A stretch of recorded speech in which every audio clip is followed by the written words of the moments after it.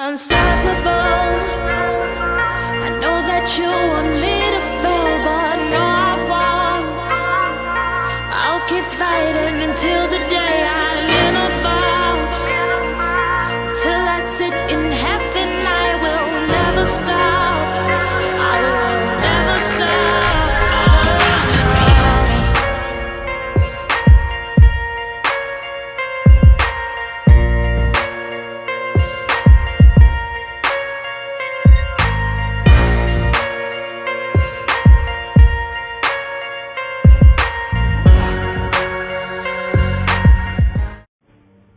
And tonight's debate will be between the Guerrilla Hebrew and the Black Minister, the Black Jesus Minister, Blanche. And the topic will be, is Obama good for black people? Now, the rules for tonight, I'm going to change them. They've been changed slightly. We're going to do 7 minutes, 5 rounds, and then a 12-minute all or nothing round where both mics will be unmuted. Well, thank you very much. Again, I would like to thank Brother Tyrone and Brother Poverty and PRS and Carbon Radio for this opportunity. And I thank all of the listeners and all of the callers and participators in the pre-debate and those who will be listening and participating at this time as well. Again, my name is Brother George Blanche, and on Facebook I have a pseudonym or a Facebook name, Black Jesus, one word, Minister, one word, Blanche.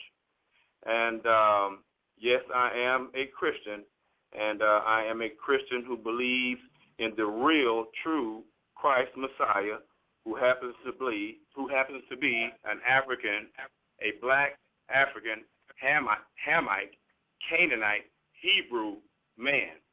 And all that I just mentioned, that includes us as black people. And we are the original people of God. We are the first priest of God. That is our calling, and that will be our future. And that is not only our future and our calling, but it is also our present. And today's debate is Obama good for black people? Let me say this. During Obama's first election as president, I believe the figures were 85 to 86% of the blacks voted for Obama. In his second reelection for president, 97%, let me say it again, 97% of black people voted for Obama as president of the United States. And let me say this, the black population in America is only 14% of the entire United States population. So, and the white population numbers are about 70 or 76%. And so without the majority, which is white Americans, voting for President Obama as well, the black vote alone would not have achieved the purpose of making President Obama the president 2 terms. So not only do black people overwhelmingly believe that Obama, on 2 elections and 2 terms, believe that he's good for black people, but even white people believe that Obama was good for white people. And so therefore, these unprecedented numbers definitely speak for themselves.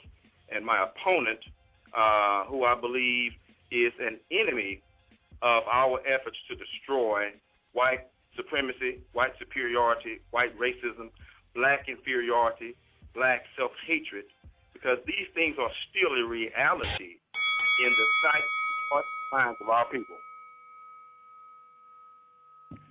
Gorilla, your 3 minutes opening statement starts now.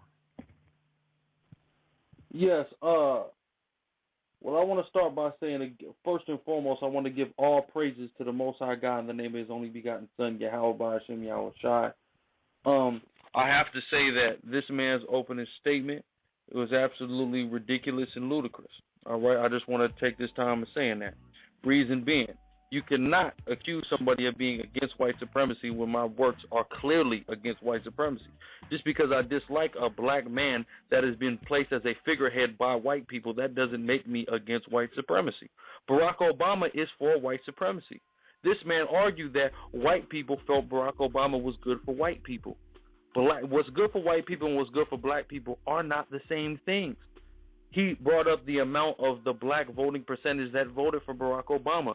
And many of those same black people go to churches where Jesus Christ is depicted as a white man and bow down to that white man and are subservient to white supremacy. So those numbers and those factors that this man is using as a premise to formulate his argument actually are working against him. Okay? The figures that I intend through the spirit and power of the Most High God to reveal in regards to the state of the black population of the United States of America during the Obama administration's presidency are going to overwhelmingly decimate any positive thing he could possibly formulate to say that Barack Obama did. I could lie, he could lie, but the fact of the matter is these numbers, they will not lie. Barack Obama is a cancer and a sense of false hope in the hearts and the minds of countless so-called black people here in America, and we must come out of it. The same way we must stop bowing down to a white Christ is the same way we must stop bowing down to Barack Obama and thinking he's coming to save us, because that is absolutely ludicrous and ridiculous, and everything he has done is further the agenda of white supremacy. And with that, I'll rest.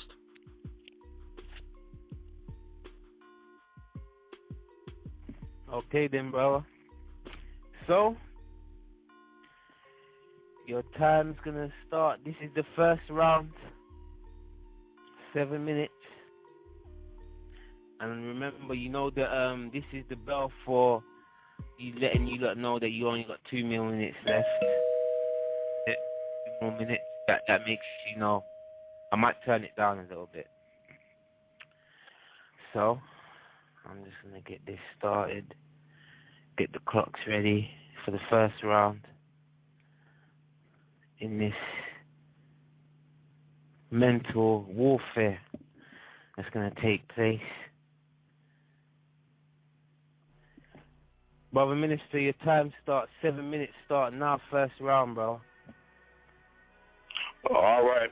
Well, picking up where I left off earlier during my introductory statement, I was stating that, and as all black people worldwide, and also in the Americas and here in the United States of America, we know and we understand and we live daily the reality and the nightmare and the murders as we've experienced with Brother Brown, Brother Trayvon Martin, and so many countless other black men and women who have been struck down, be it by police officers or be it by white supremacist citizens who also can't stand Obama,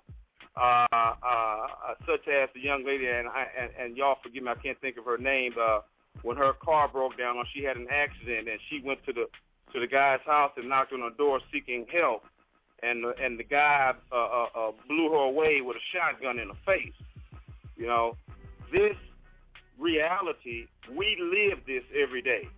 The ultimate expression of that is us losing our lives, and on a daily basis, we are reminded about white supremacy and injustice, and in how the laws are unequally enforced in this country, resulting in the overpopulation of our prison, of the industrial prison complex, which is indeed a profit-making scheme, which is a continuation of involuntary servitude upon our people, and so these things have been championed by conservatives and by Republicans in this country, going all the way back to slavery and to Reconstruction. So what I'm saying is is that white supremacy, white superiority, white racism, black inferiority, black self-hatred, which is the result of slavery and the continued oppression of our people, still exists and is a reality with us to this day. Now, when President Obama or Senator Obama decided to step into the ring and said, you know what, I want to be president. I think I can handle this job. When that man made that decision, many of us didn't even know who he was. And he said that no matter how dire the economy looked and how bad the country was at that time, he felt that he was ready to step up and prove himself not only as an individual, but also as a black man, because no matter what, even though he has a white mother, what black people identify with Obama and is the fact that Obama does not shy away, and he does identify with his blackness.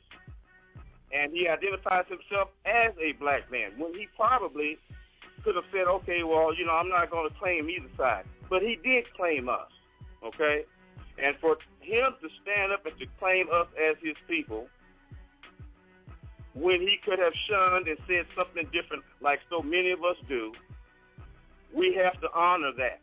And I believe the black United States population did respond to that overwhelmingly with that 97% re-election vote, and also with the 86% election vote of his first term as president.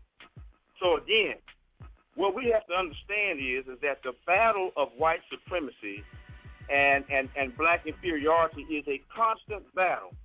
And whether you like it or not, or whether you accept or believe or have issues with Obama or not, we all have to face the true fact that when Obama took that oath of office and became president, every black person in America and on this planet was standing on the edge and praying for this man, because we knew that his failure and his success or success was going to either be proof and a victory for white supremacy and white superiority, or it was going to be a defeat of white supremacy, white racism, and black inferiority and black self-hatred, because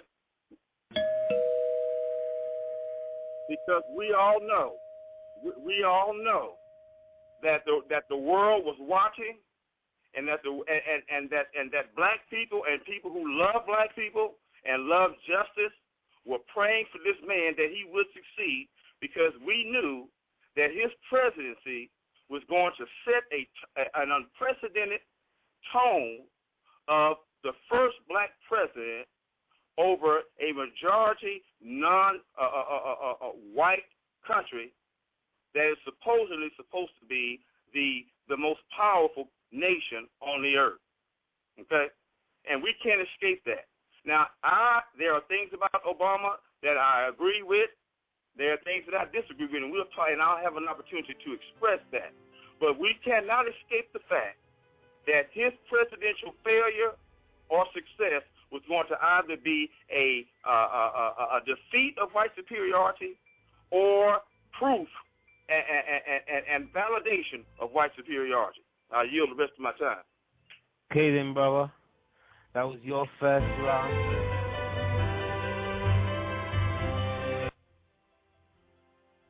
Say about that, people.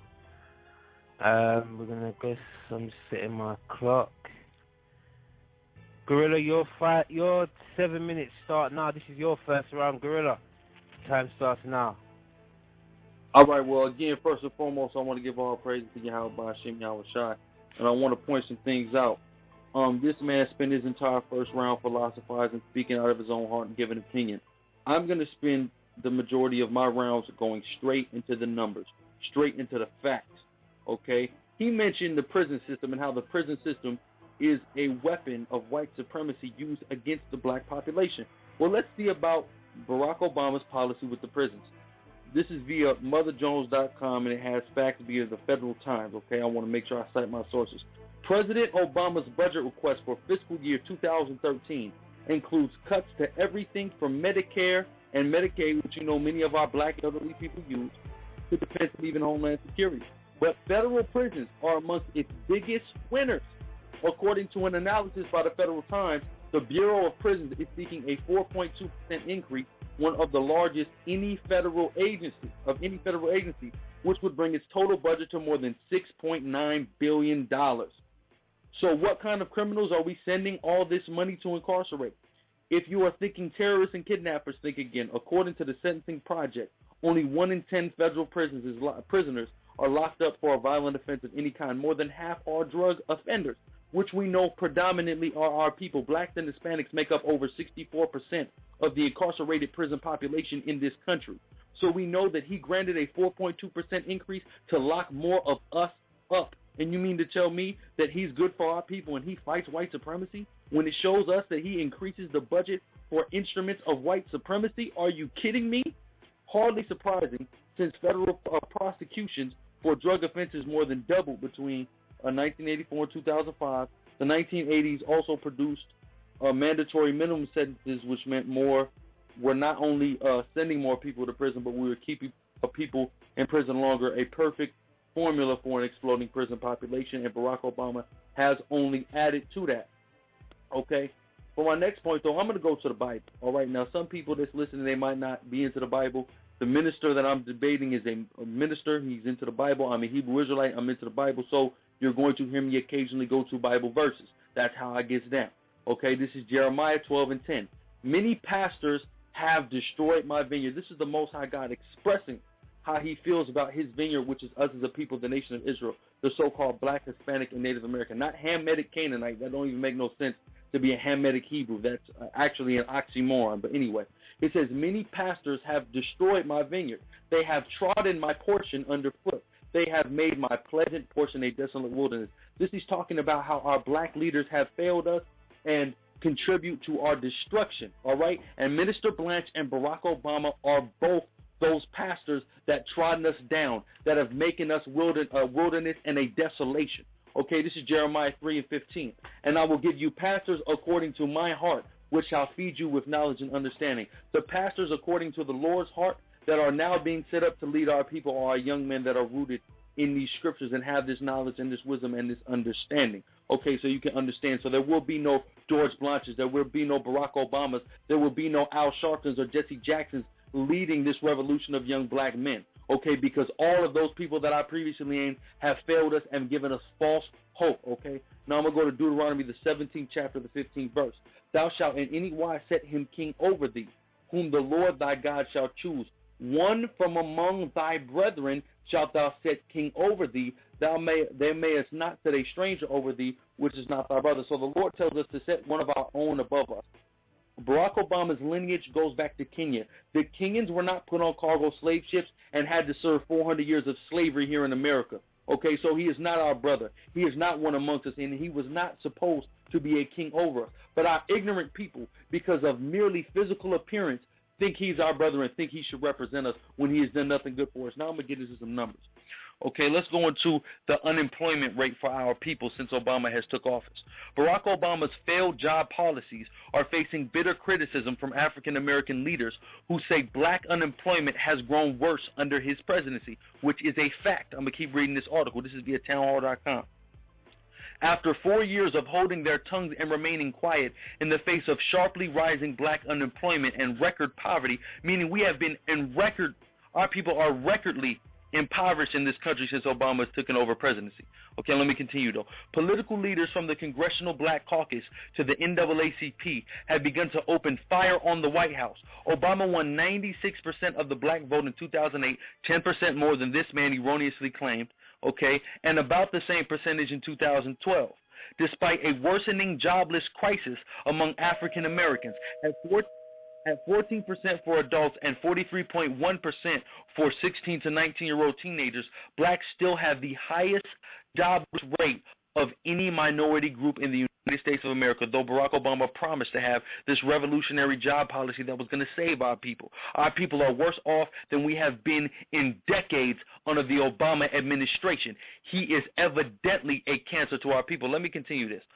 Let's go to this article about black women in particular unemployment rate. And although black women represented 12.5% of all American female workers in June 2009, in the 2 years following, black women accounted for more than 42% of jobs lost by women, according to the National Women's Law Center. The high unemployment numbers for black women are due to, in part, to a concentration of jobs in the service and government sectors, because Barack Obama's policy and the jobs that he did create were all in areas that the black woman and black people in general did not work in. So the black woman suffered the most from the jobs that Obama created and became, again, 42% of those who lost their jobs, okay? The high unemployment numbers for black, I already read that part, my bad. Let me continue. The services sector was hit hard during the recession, and local, state, and federal government agencies also trimmed their payrolls during that period of austerity, the report says. Black women had the highest percentage of employment in the public sector compared to other races and ethnic groups, including white women. But then it goes on to say, because of black women's concentration in these jobs, our research showed that their employment was most heavily affected by these changes that were all implemented by the Obama administration. So let's take a look at our unemployment numbers, and let's ask ourselves, is Obama good for black people? The unemployment numbers alone speak volumes to the fact that he's not, and in my next rounds I'm going to get into more hard-hitting facts and the numbers proving Obama is terrible for black people. And with that, I'll rest.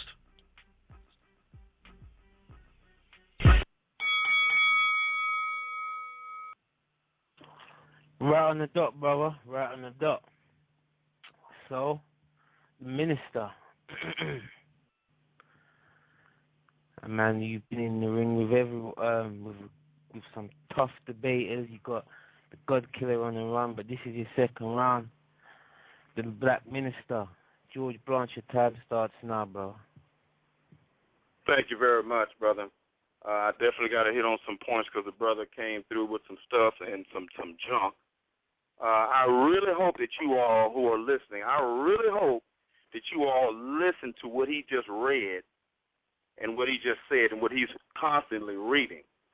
This brother, whether he is officially or not officially, this brother, Gorilla, is a Republican, Rush Limbaugh, Fox News expert, okay?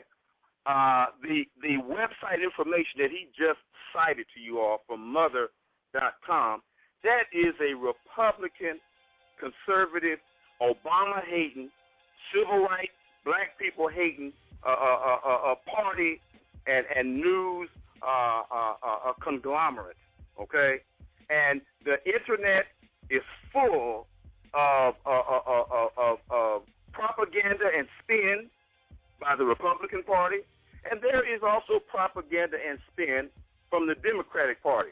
So if you're going to come to us with statistics and facts coming from a Republican website and speaking points, and those of you, especially black people, if you're familiar with Fox News, Sean Hannity, and Rush Limbaugh, and that whole network, those people are a bunch of liars.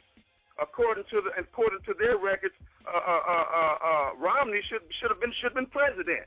Okay, and we know that Fox News and the Republican Party spins, and for this young brother, which saddens me, I never thought that in this day and time that a brother his age would be this gullible and this silly, because I thought that this younger generation, even though there has been some disappointments, I thought that they were a lot smarter and a lot further down the road when it comes to situations like this, okay? But fortunately, whether it was 96%, as he stated, and I said 97% of black Americans voted for Obama, that means that he is part of that 3% who did not. And so what he's basically saying to all 97% of the black population is that you're stupid. You don't understand politics. You have no powers of discernment, no understanding whatsoever, and that you just simply voted for Obama because he's black, and you don't and that Obama is working for the white man to destroy the black man. Okay, that's crazy. All right, and I will prove that.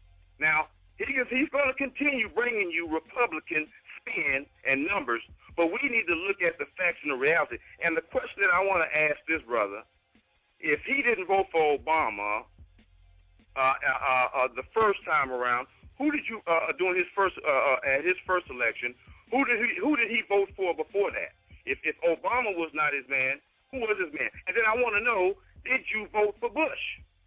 All right. Make sure you answer that question when your time comes back. Did you vote for Bush? And did you vote for Bush on both terms, for both terms? Now, what we need to understand is that black people do not live in the United States by ourselves. We live here in a country of all races, and we are a minority in this country. So if we look at the United States as a ship, okay, a boat, a ship, so to speak. And let's say you got the top deck, you got the wealthy people. In the middle deck, you got the middle income people. At the bottom deck, you have the low income people. Okay. Now, make sure that you remove the slave mentality from your imagination as I give you all this scenario. Because not all black people are on welfare. Not all black people are poor. Black people there's a lot of black people who are doing very, very well. And as a matter of fact, there's always been more black males in college than black males in prison. Okay? So we need to stop falling in for this okie doke and even okie doking ourselves and thinking that we're the poorest people in this country. We're not doing nothing. We're stupid, dumb, uneducated, ain't got no money. Everybody's on food stamps. That is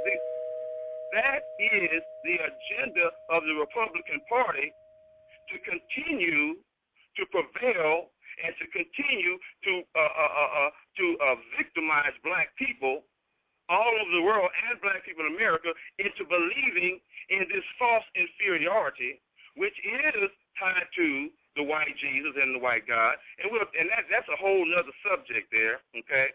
But even though, as he stated, a lot of black people go and they have white Jesus in their church, but 97% of them had enough sense to vote a black man in office, knowing that this man's success, and they had enough understanding and belief in this man that he could be successful to deliver a death blow, a crippling blow to the concept of white supremacy and black inferiority, which is something that you, Mr. Gorilla, is not really an agenda of yours, because as you just stated to everyone, that and as you stated previously, you're not black, you're Hebrew.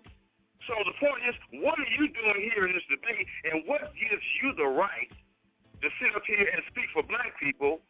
And you say, and you and the Hebrew Israelite organization continually say that you all are not black, you all are not African, that you're Hebrew, and that black people and African people are heathens, and that we black people and Africans are going to hell.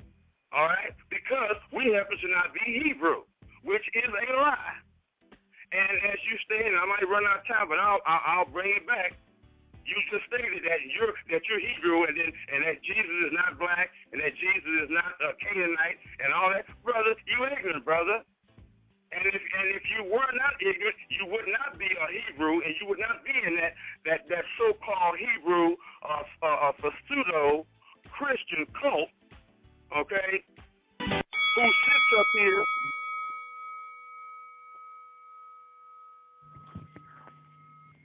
This is your second round, the gorilla. Your time starts now. Do we all just hear that this rant that this old fool is putting on? like, this is incredible. He said, I said I'm not black. When have I ever said I wasn't black? When have I ever said I wasn't African?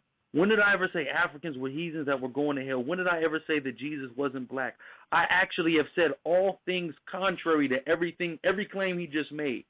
This dude is desperate. He has no facts that will substantiate his premise. Therefore, he must go into desperation mood and try to do anything to make everybody look at me some type of way. I am a black man. Jesus is a black man. The Hebrew Israelites are black people. Israel, you could say, is in Africa. So everything that you just said is totally out of the window.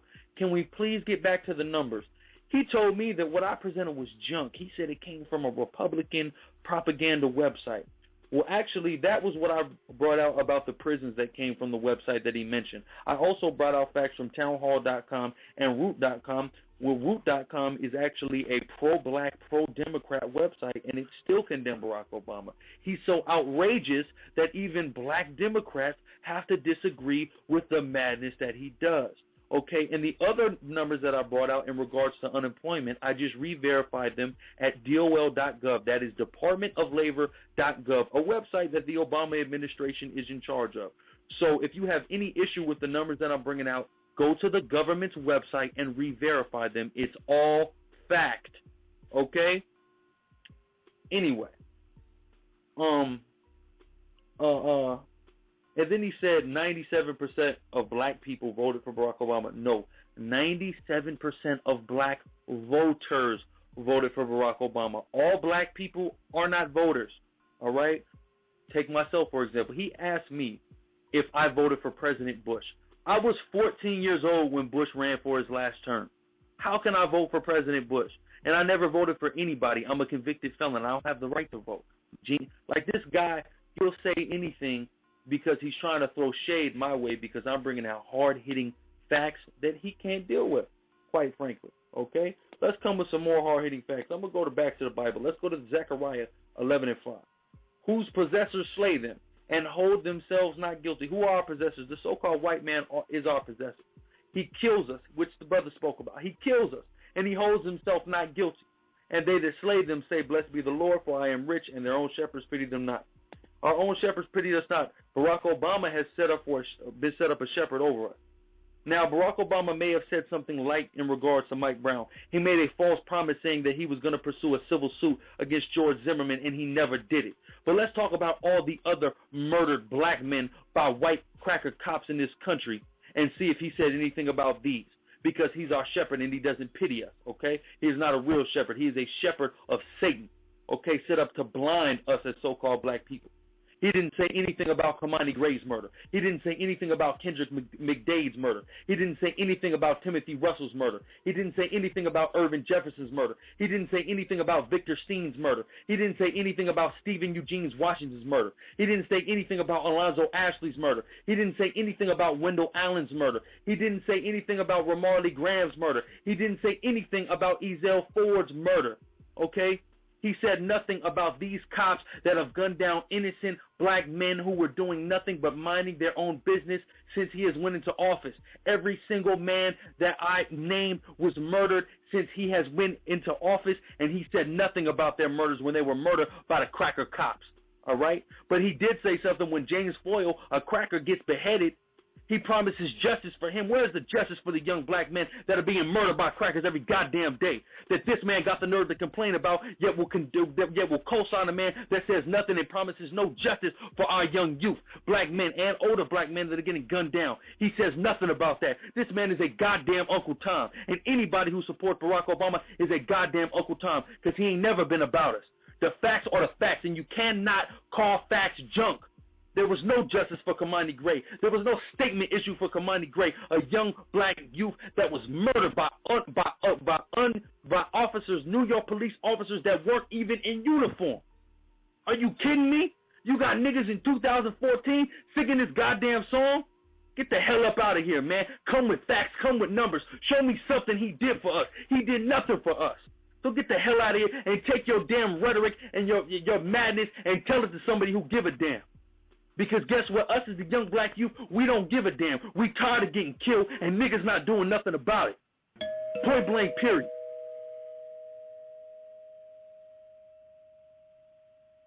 We tired of it, man.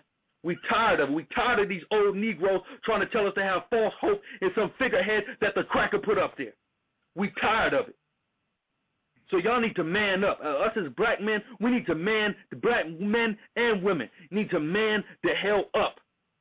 And take a look at these niggas that's been set up over us and say the hell with you and start getting it on our own because these niggas ain't never done a goddamn thing for us. Point blank, period. This dude want to get up here and spew his damn pro-Obama Democratic rhetoric. To hell with that, man. I want revolution. I want real black power and real black supremacy, and Obama is not about it. Point blank, period. Okay? He's not about it. When he co-signs the abortion of millions of black babies, he's not about it. When he co-signs the LGBT community, he is not about it. Okay? And this dude wants to be a minister. He claims to be a minister, a believer in Jesus. Let's go to Leviticus 20 and 13. If a man shall also lie with mankind as he lieth with a woman, both have committed an abomination, they shall surely be put to death. Their blood shall be upon them. So the Bible speaks against homosexuality. Black Jesus is against homosexuality, but Barack Obama isn't. Black homosexuality is something as another tool of white supremacy to try to control the black population. But Barack Obama co-signs it, and you co-sign Barack Obama. So when you co-sign Barack Obama, you co-sign the genocide of black people. You co-sign black homosexuals. You co-sign young black women going into Planned Parenthood and killing black babies when you co-sign Barack Obama. So get the hell out of here with that madness. And with that, I yield. Okay, powerful. Powerful. This is your third round, brother minister. Your third round starts now. Absolutely. All right. Well, let me back up. It's a lot that he stated and I need to cover. In reference to his comment, and he did make the comment, when he was giving his facts, the Republican facts from the Republican website Talking Points, and if you all and you all can roll this tape back and verify what I'm about to expose this ignorant brother of what he just said. One of the facts that he mentioned about the numbers that he was talking about, he mentioned 1980s and the 1980s. Okay, Obama became president in 2008. So this brother was reading all of those points that he was reading to you about the prison system, about this and about that, about unemployment and all that, was back in the 1980s. I wrote it down. So if he wants to lie, he can go ahead and lie, and you guys can roll this tape back and listen to it and listen for him saying the year, the 1980s. Okay? Wake up, brother. This is 2014, okay? You should have came through with some 2014 facts. All right? Now, in reference to his point about, and he did state that Jesus was not a Canaanite, okay? Well, first of all, he was a Canaanite. He was a Hebrew. He is black. He is African, okay? Because all he wants to stick to is that what? That Jesus is Hebrew, and he doesn't want to claim Jesus as an African, okay? Now, the scripture, my brother, that you need to read and that you need to put into your heart and write down on a piece of paper and read it and get a clear understanding is Isaiah 19, 24 through 25. All right? This scripture proves that Jesus is indeed, and his people are black people, they are Hamites, and they are Canaanites. And that the Hebrews, to call yourself a Hebrew, is a third place trophy in light of the fact that black African people are the original people of God. Isaiah 19, 24 to 25, it says, in that day shall Israel be the third with Egypt and with Assyria, even a blessing in the midst of the land. Again, verse 24 says, Israel shall be the third, 1, 2, 3, with Egypt. And who is Egypt? Egypt is Kemet. And who is Kemet? Kemet is Cam. And who is Cam? Cam is Ham. And who is Ham? The black son of Noah. Verse 25 says, whom the Lord of hosts, who is the God Almighty, the Most High, who we both supposed to be serving, but you can't be serving the Most High and be a coon at the same time. That's impossible. And it's time out for coon Christianity, and it's time out for up and not being truthful about the things that are really going down in this country. And verse 25 says, whom the Lord of hosts shall bless, saying, blessed be Egypt. Did you get that, Gorilla? Blessed be Egypt, which means Cam, which means Ham, which means Canaan. The Egyptians are Canaanites, brother, Nubians, okay? And we are those Canaanite, Nubian, Hamite people, brother, okay? Because, see, you, as a black Hebrew, you want to claim your blackness from Shem. Get out of here, man, okay? Shem, the Shemites are Arabs and Asians, and you're not an Arab nor an Asian, bro. Get over it. Get rid of it. You need to get with the Bible and shuck off them phony black Hebrew Israelites in New York where you come from, who sit out there on the streets and belittle black people and belittle African people, calling them heathens, okay, and Gentiles. Brother, you don't know the scriptures, brother. You don't know the word. I just gave you the word which came directly out of God's mouth, and he said, blessed be Egypt, my people, and Assyria, the work of my hand, and Israel, my inheritance. Israel is number 3, brother. Assyria is Shem. Egypt is Ham, brother. Okay? And God said that Egypt is my people. So Egypt was his people before Israel. Assyria was his people before Israel. And Israel is a combination of Ham and Shem. That's why Abraham's name was changed from Abram to Abraham, because God added Ham to his name. His original name was Abram, and then God added Ham to his name, which means a representative of 2 people. The original people, the second people, and then the combination of the 2 people, but Ham was his original person and people first, okay? And that's why Jesus came after the order of Melchizedek, the Canaanite, the black African Hamite Canaanite priest, brother. Now, this brother just got you talking about George Zimmerman, Trayvon, and a bunch of other black people that have been killed during President Obama's tenure as president. Now, first of all, we know, if you got any kind of common sense, okay, just because President Obama is the president, we have 3 branches of government that's responsible for passing laws in this country and for taking full action within this country. Obama is the executor, president of the executive branch. Nothing can be done without the cooperation of all 3 branches to get anything done effectively in this country. So to sit up here and to put this blame on Obama is absolutely absurd and ridiculous.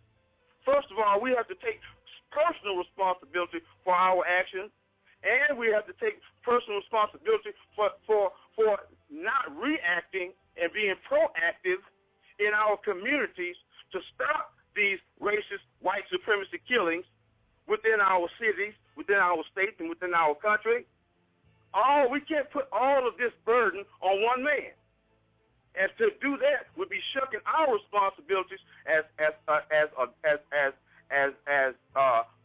responsible men and women, fathers and mothers in this country. We've got to start doing things where we can within our local communities first, and in our homes and in our families. Let's start there first. If we take care of home, then everything else will take care of itself. And we want to sit up here and wait for a savior or wait for a black president to solve our problem. All right? Now, the brother talked about abortion, and he talks about, that I'm for abortion. If you're for Obama, you're for abortion. If you're for Obama, you're for homosexuality. In the beginning, I stated that there are things that I agree regarding with Obama's presidency, and there are things that I disagree. And I will get into those things that I disagree. And yes, I do disagree with homosexuality. The scripture is clear. I do disagree with abortion. The scripture is clear. But homosexuality, people, and abortion was going on before President Obama became president. So why would you sit up here and be a coon and a buffoon, all right, and to be a high school dropout, as this brother is, an ex-convict, all right,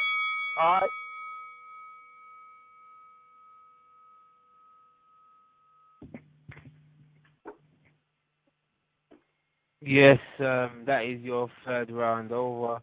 And Gorilla, your third round starts now, my brother. Time starts now. All right. Notice how he just diverts attention. Notice how he couldn't even talk about Barack Obama for the majority of that time.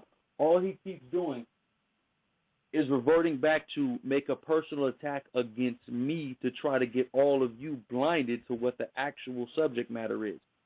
He keeps doing it. He's not good at doing it, but he noticeably keeps doing it. He brought out the fact that in one article I brought out, it mentioned the 1980s. Yes. But the point of that was not about the 1980s. The point was the fact that since Obama's been in office, he has increased the federal prison budget, which since the 1980s has locked up millions of so-called black men. Okay? That was the point. All right? Then he keeps going on this tirade, you denying this, you denying that. Listen, I said Israel is in Africa. Okay?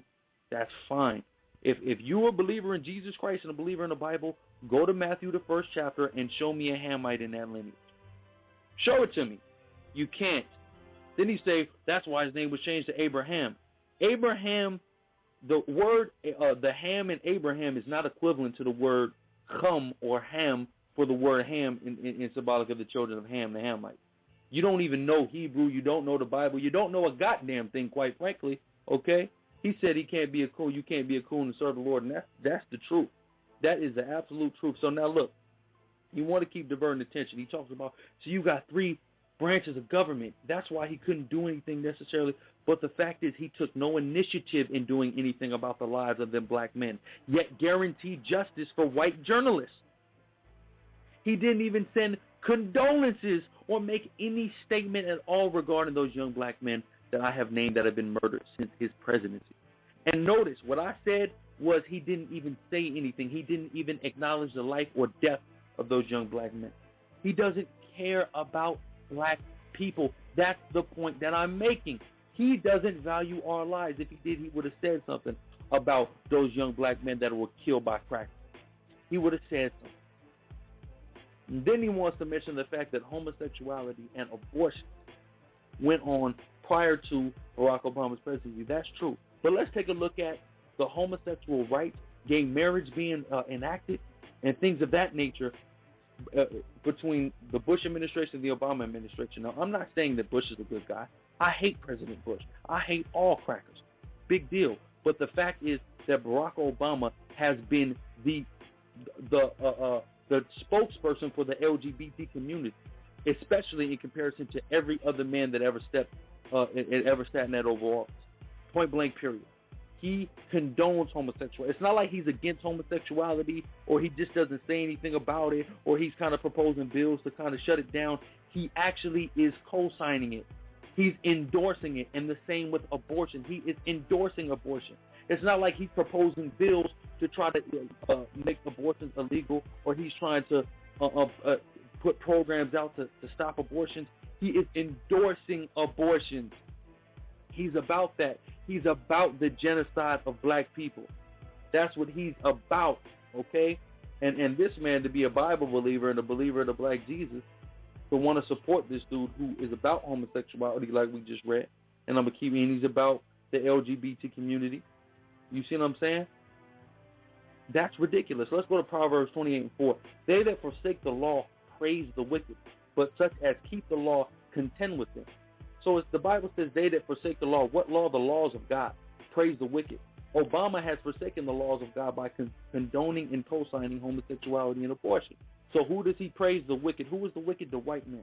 So when you praise an Obama, you are praising the wicked, which is the white man. You are subservient to white supremacy if you praise Obama because he has the same ideals and agenda as the white supremacist power structure does, because he is a vessel and a puppet of the white supremacist power structure.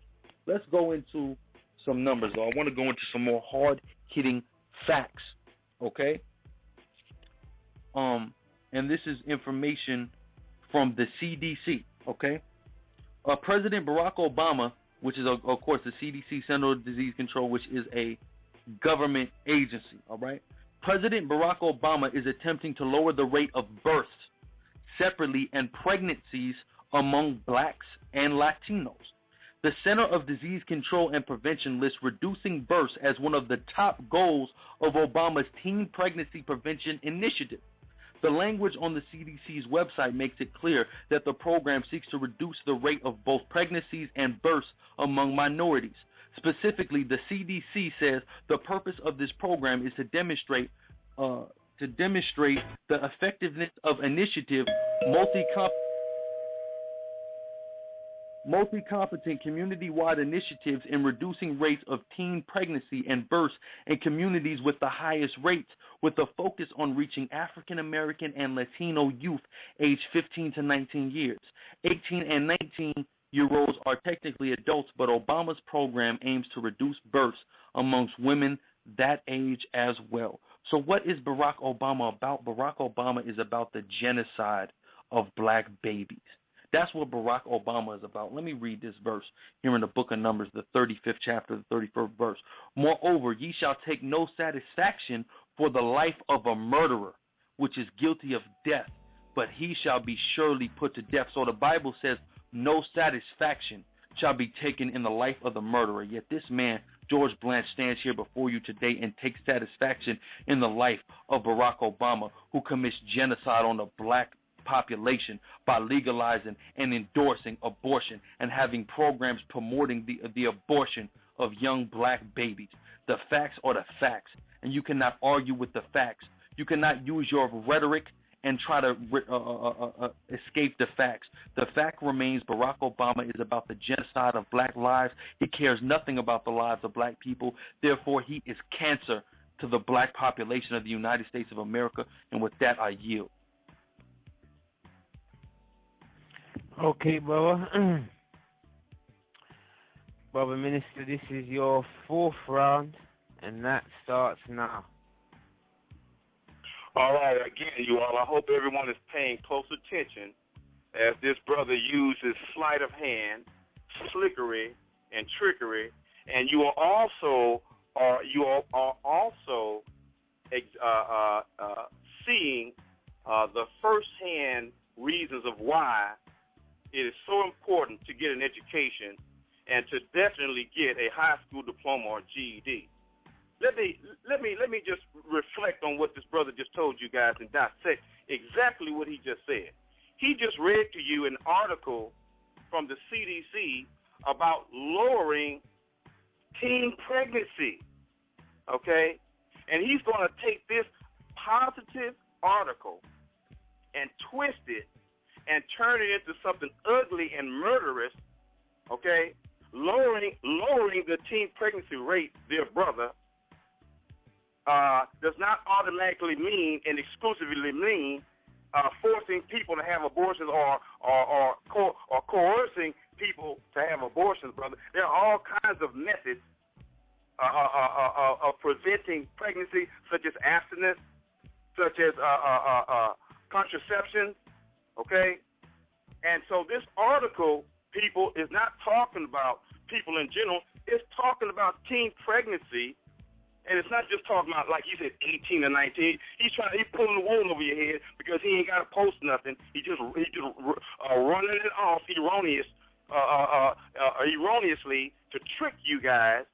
But if you listen closely, it's talking about teen pregnancy. What responsible adult would not want to see and does not tell their teen to not get someone pregnant or to get pregnant? Because we want our children, our teenage children, to not have pregnancies to hinder their education, first of all, to hinder their advancement in life, because a child is a serious responsibility. Now, again, I'm not sitting up here being an opponent of abortion, an opponent of homosexuality. Because as much as I approve of Obama and the things that I disapprove of, God is going to whoop Obama's behind, him and Michelle's behind this supporting abortion and supporting homosexuality. Now, first of all, Obama is a human being. He's a man. He has a right to decide what he believes in, what he doesn't believe in.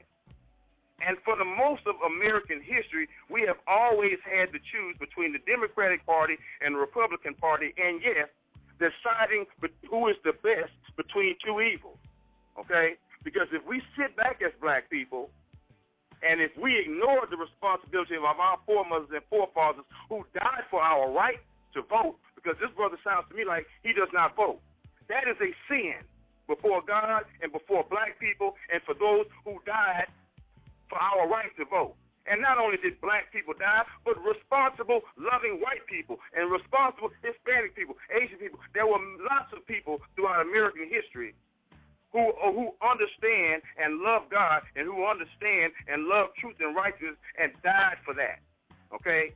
And to not vote responsibly, and yes, the majority of the time is between the lesser of two evils, is a greater evil as a black person because we have a greater responsibility and weight to vote and to participate in the democratic and the governmental process. Not only just vote, but we are supposed to be about government. Scripture says that God hates those who despise government.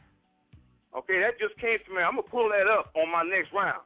The scripture says that God hates those who despise government because government did not come from the mind of man. Government comes from the mind of God. Okay? The definition of government is to administer, if you are a Christian, is to properly administer the will of God to the people to support civilization. So, as believers, it's our responsibility to not just to merely vote, but we got to as righteous people and as black people, we have got to tell our children, and Barack Obama is an inspiration to our black children, that we need to run for political offices in our local communities, in our counties, in our states, and in this country. Because how is the power of God going to be present? And the will of God is going to be present in government if we're not there, if the people of God are not there, whether we're being perfect or imperfect, because none of us are perfect. And if you all remember, Barack Obama didn't make up his mind about supporting fully homosexual marriages until the middle of last year, because the media kept hounding him over and over and over, have you made a decision? Now, he was wrestling with that decision. And yes, in the middle of last year, he finally said, yes, I do support gay marriage. And he's been doing just that.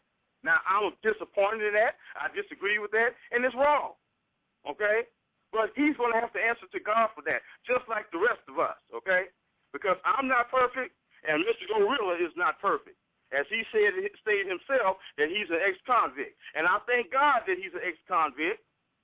And I thank God that he's finally that I'm helping him to come out of his shell and to share his testimony and stop hiding behind the truth of who he is and what he's come from. Because, brother, that's your testimony. And the Bible says that we overcome by the word of our testimony and by the blood of our Lamb. Stop keeping that secret, brother. Lay it down on the table, brother. Tell us exactly what you did, brother. Don't just leave it general, okay? Because you told us in the pre-debate, that you only been good for 6 years, brother, of your life. So how old are you, brother? And you just admitted in the pre-debate that you've only been 6 years good, all right? So that means the majority of your life, you as a black man, because, see, we can't lay black responsibility just on Obama. You got to take responsibility, too, as a black man, okay? And here you are, you've only been good for 6 years, and you got the biggest mouth sitting up here trying to denigrate a black man who has shown the world that he can run successfully, save a nation, the most powerful, so-called powerful nation, who was on the brink of economic destruction. And all white people, when he steps into the room, they clearly say, white people say this, that he is clearly the smartest man in the room when he steps in there. And when he walks into the House of Congress at the State of the Union speech, and when we see all those white people stand up and have to honor him as the president,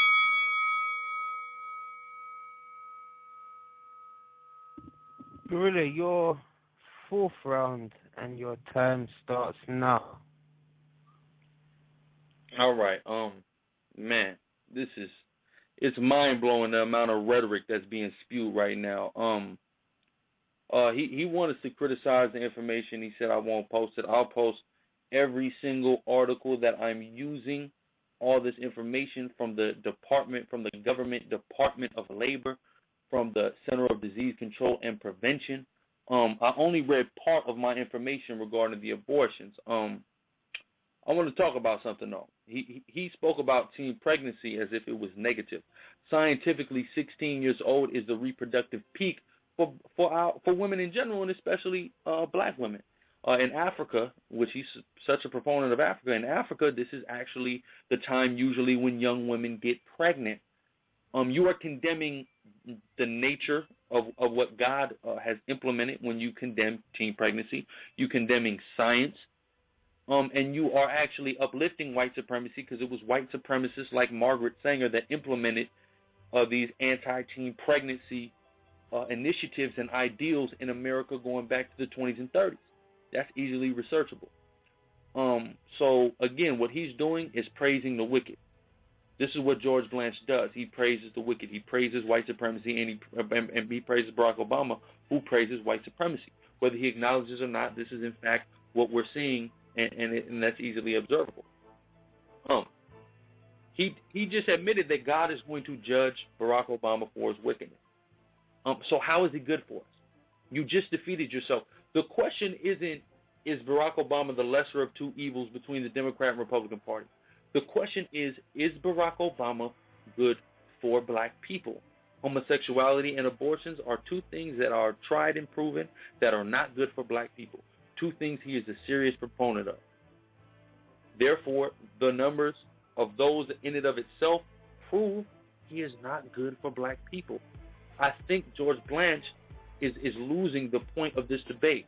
You have to prove the things that Barack Obama does for our people with statistics and facts that proves that he is better for our people than he is bad for our people.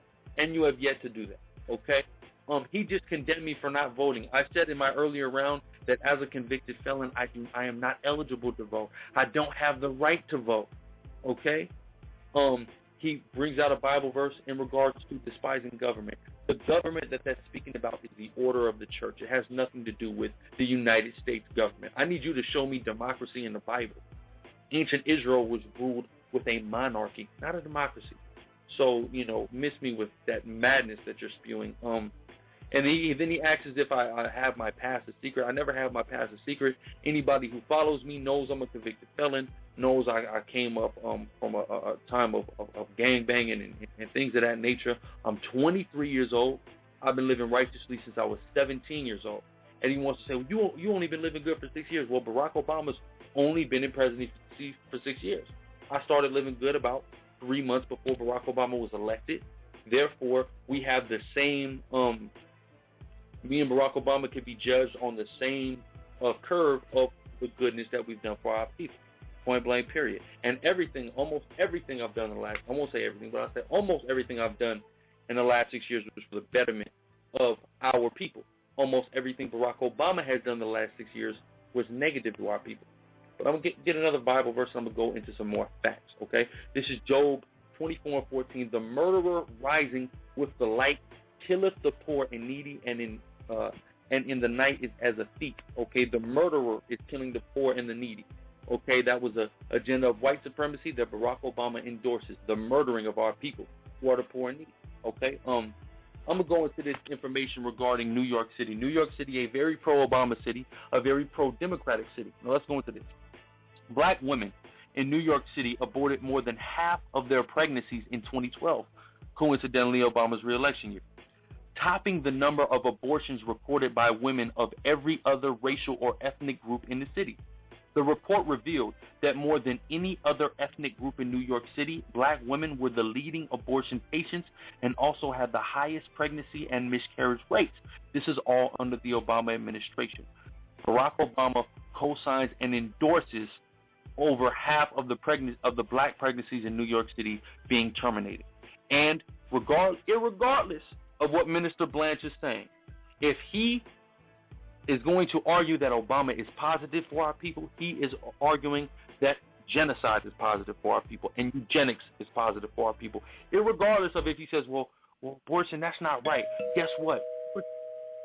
You are saying that Obama is right, and Obama is about abortion, and Obama is about the genocide of our people. Let's keep going.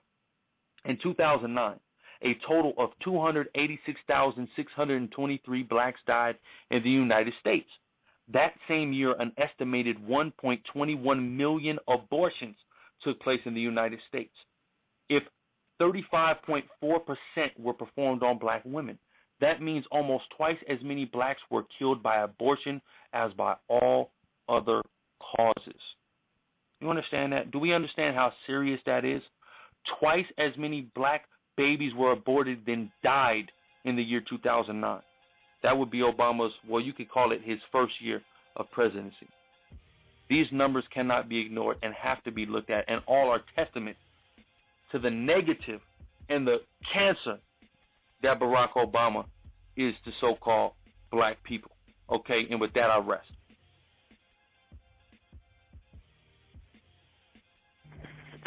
This is your fifth and final round before the all or nothing round, Minister. So make it a good one. Your fifth round starts now. Did y'all hear what this gorilla just said? Now, this brother admits that he's an ex-convict, but you know what? I think they're going to probably have to keep the doors open for this brother.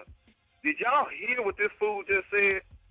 This fool, for all of you all who are listening, fathers and mothers, lock up your 16-year-old daughters because Gorilla Hebrew is on the loose. Let me repeat that again. All mothers and fathers, you need to lock up your 16-year-old daughters because Gorilla Hebrew is on the loose, and this brother is sharing a doctrine and beliefs that 16-year-old girls are at their prime and sexually and fertile at 16. Man, get out of here, boy. You need to be locked up again, brother. You were locked up. You didn't learn nothing while you was in prison. Nothing. All right? A mind is a terrible thing to waste. This is why it is so important for brothers like this and young dummies like this to get an education. See, you're out of prison now, and you should have got you a GED or some kind of certificate while you in there, and you still need to do it now, brother. It ain't too late. Now, you sitting up here running your mouth over and over and over about abortion, black genocide, abortion, black genocide. Brother, as I stated to you earlier, and as you limitedly know, that there are three branches of government: the judicial, the legislative, and the executive. Now, abortion, dear brother, is the law of the land because it has been upheld by the Supreme Court, which is the judicial branch of government, brother. All right? That has nothing to do anymore with the legislative. It has nothing to do anymore with the executive. So right now, ever since Roe versus Wade, abortion has been legal in the United States of America. The president, the legislature, can nobody do nothing about it because the Supreme Court has sanctioned it way before Obama became president. So it is absolutely asinine, retarded, and stupid of you, bro. You little young monkey sitting up here, scheming on people's 16-year-old daughters and teaching your homies, your Hebrew guerrilla Israelite, this false Hebrewism and false Christianity cult that you belong to, enticing these same brothers to sit up here and to become pedophiles and to be hunting our 16-year-old daughters. You ought to be ashamed of yourself. You ain't got no sense, brother, to sit up here and say this on international radio, bro. Now, so I don't know if this is going to get to your stupid head, brother. Again, abortion is not the responsibility of the president. It is now the law of the land, and the only way that it's going to be challenged is by lawsuits that are appealed to the Supreme Court. Okay? Obama had nothing to do with legalizing abortion. And now what we have to realize is that, yes, as a real man of God, as I am, I'm against abortion. It is murder, okay? I believe in responsibility. I believe that we have the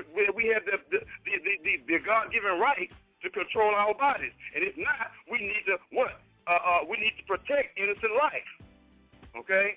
Now, so brother, what this brother has to understand, and what the young generation his age don't understand is that they have a habit of blaming all of their problems on the other generation and on other people, and not accepting responsibility for themselves.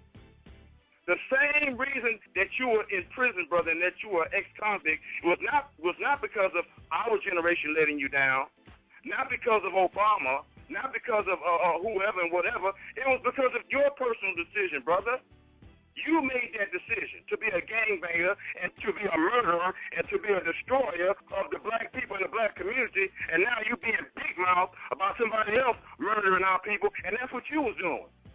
See, somebody at the level of evil that you have committed and the destruction that you've committed in the black community, the best thing that you should do, the righteous thing that you should be doing, is you should shut the hell up and try to be a good man in the community and be a good father and to mend the fences and to mend the lives and the black people and the black community that you have destroyed. Because in trying to compare yourself to Obama, what the hell, bro?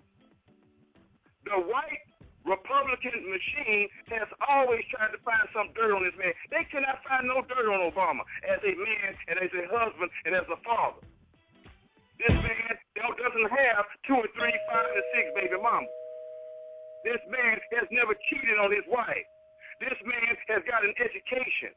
This man is now the president of the United States. And so we have at least a black man who is a moral icon, a fatherly icon. When the whole world tries to continually brainwash us that we don't take care of our families, that we're not good husbands, that we're liars, that we're thieves, that we're murderers, Obama ain't had none of that, and he grew up without a father, just like you did, okay? And he had a white mother, just like you did. Okay? Because I don't know how the hell you can call yourself a Hebrew when your mother was white Irish, as you informed us, okay? And that you're black, your father was an African Haitian. Okay? So where's the Hebrew at, bro? You the one confused. And then you're sitting up here lying on Scripture because the Bible says that if you go back to Genesis, God said to Adam and Eve, to man, that you should have dominion over the earth. Okay? That dominion over the earth is not to sinners, brother. It's to the men and women who believe in God. So how are you going to have dominion over the earth? Through government, brother. Government is not just the church. It's the earth, brother. We are the light and the salt of the earth. How are you going to be the light and the salt of the earth if you're not going to be the center of attention and center of power and the seeds of power so that God can see you and to exercise God's will in the people and in the government? And then Jesus, when this scripture further says, Jesus said, occupy till I come. Occupy means don't sit still and do nothing and blame the world like you did, talking about me and the young generation. We don't give a damn. This is your quote. We don't give a damn. Nobody doing nothing. You sitting around waiting for somebody doing something. At the same time, you calling yourself a man of God, and you should have said, we don't give a damn. We don't give a damn and calling yourself a man of God is two different things, brother, and you ain't a man of God talking like that. And, brother, so abortion is a personal choice. So if the person who's going to be responsible for abortion is those who make that decision to have abortion. And those people who decide to be homosexual, they're the ones who's going to pay the price for being homosexual, not the president of the United States.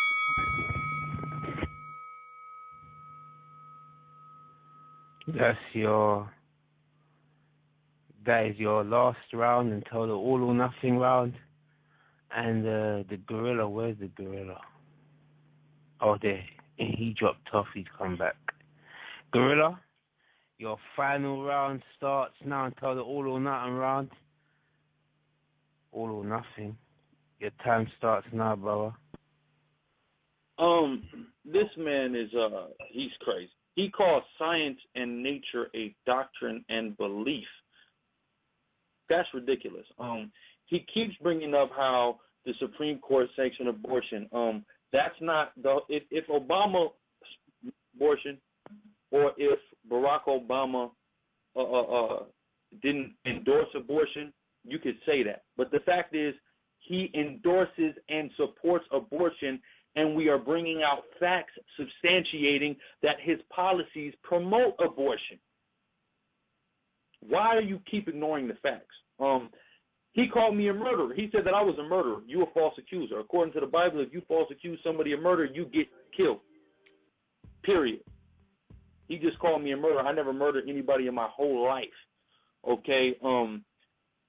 He said that Barack Obama is a moral icon, yet admitted that Barack Obama's morals support gay marriage. So how is he a moral icon? That's ridiculous. He also, again, supports the murder of black babies. So how is he a moral icon? That don't make any sense. This guy just coming out of his heart. He said, I grew up without a father. That's a lie. I was raised by my black father. What are you talking about?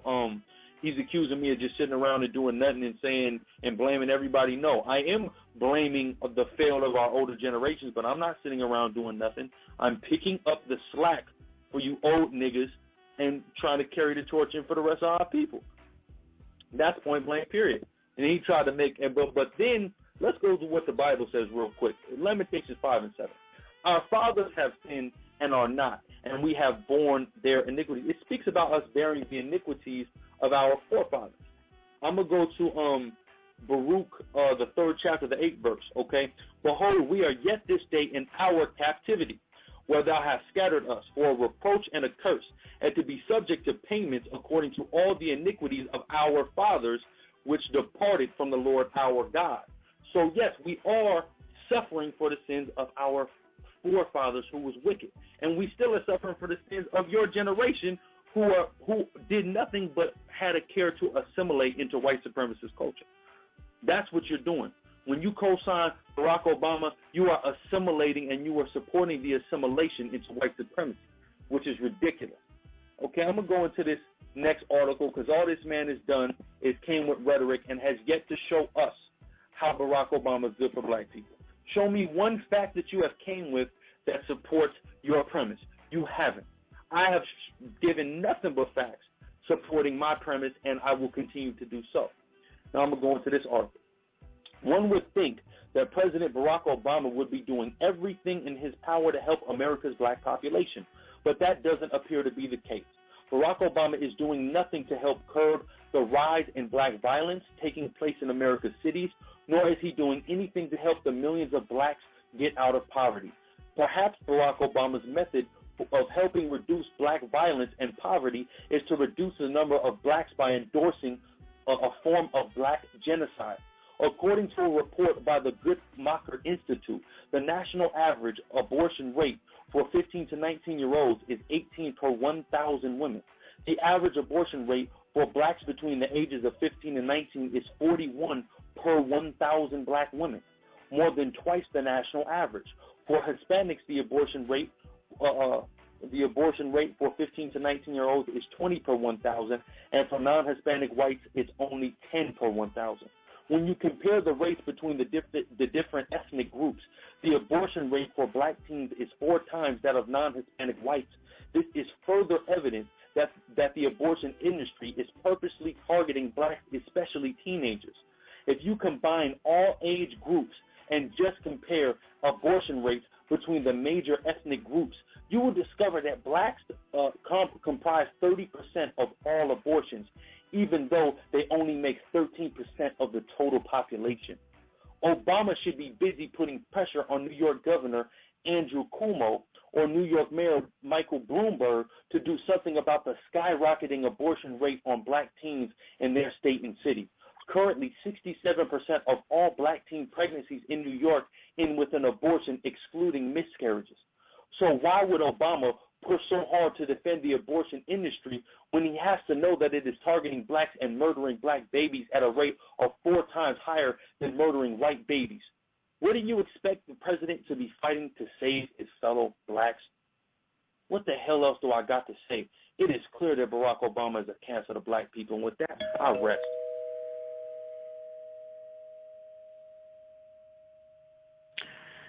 All or nothing, Ron.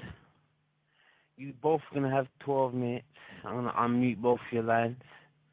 I hope that you can conduct a civilized conversation, no cussing or nothing, but I'm going to let it go. I'm not going to mute your lines. I'm going to see if you two can have a conversation. You have 12 minutes to have this conversation. After 10 minutes, I'll give you the warning board to let you know that you only have 2 minutes left. So I hope that you both can conduct this civilly. Both your mics are open, right? So this is the all or nothing round. And this is the last chance for you brothers to, prove your point. Cause maybe your presentation might have not been good, but maybe once you pose some questions at each other, maybe you can turn the tide. So, your time starts now, all or nothing round. Go on, brothers, have a conversation. Discuss this, talk this over. Absolutely.